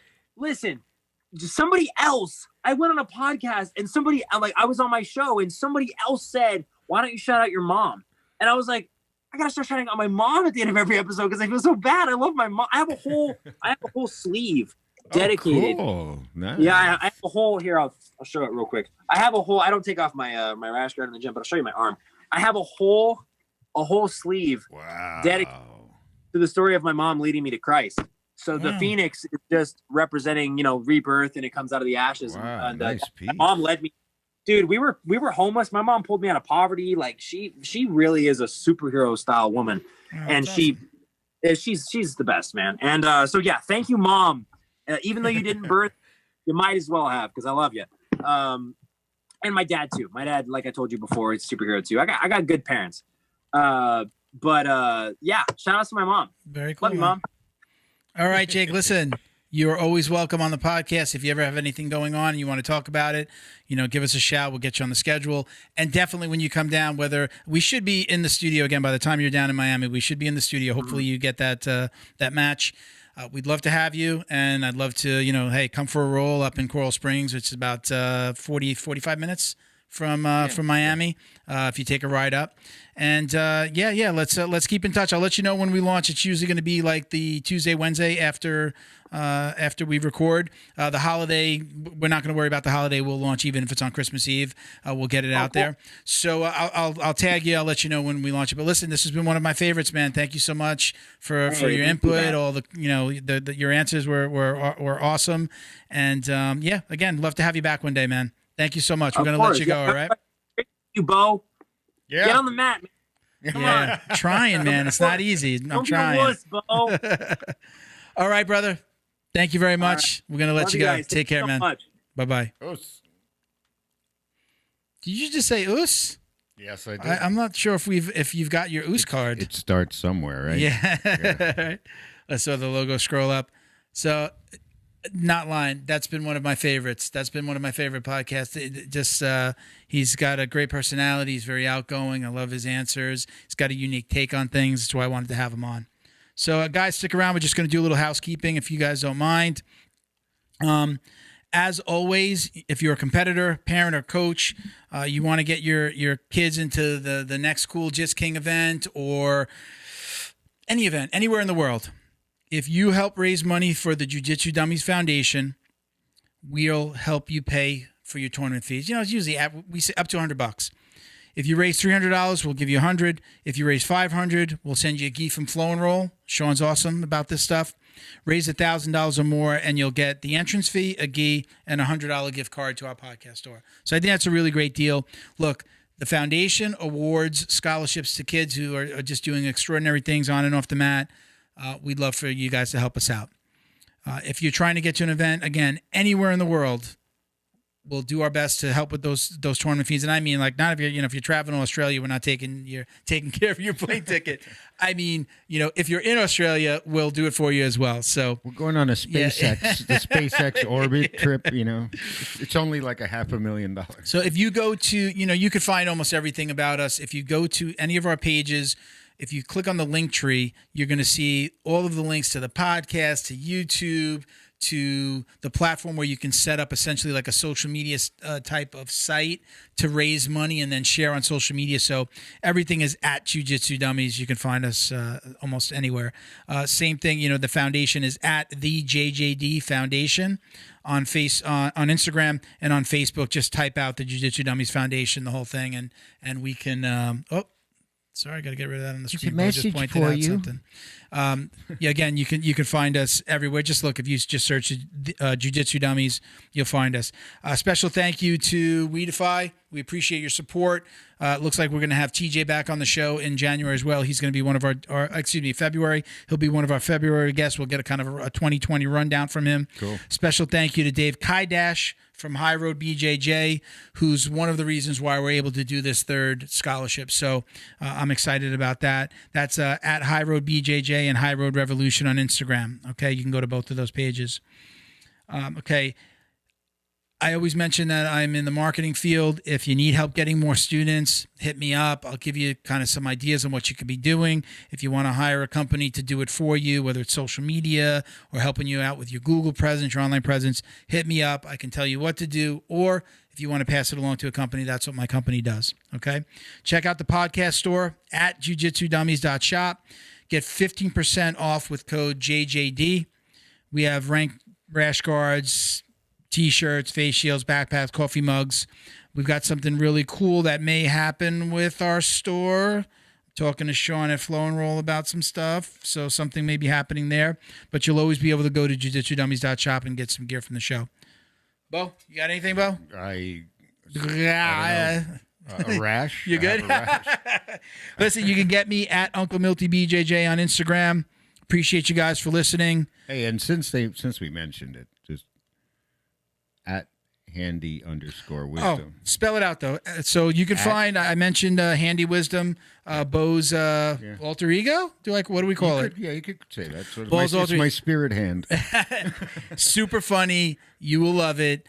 Go on Instagram and it's at handy_wisdom. Okay, easy enough. But then but you call it left handy, right? Left hander. That's his name. Okay, left hander is Swedish. his name. Go check it out, everybody. I'm hoping to have him on as a guest. I don't know what we're waiting for, Bo. We should have done that for the holiday. This is a 2021 thing. The holiday episode when our guest We got dipped another on holiday us. coming, so. Well, I'm just saying we could have We'll done do the that. New He Year's could have been episode. the guest that day.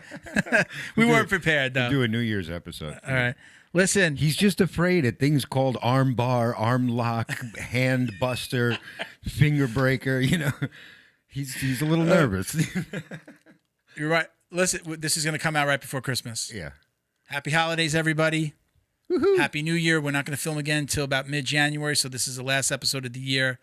We so appreciate you guys for watching, for listening, for spreading the word, for supporting us on Patreon, for donating to the foundation. We could not do this stuff without you. So peace, love, happiness. Take care, everybody. Us. Us. Do-do. Do-do. Do-do. Do-do. Do-do.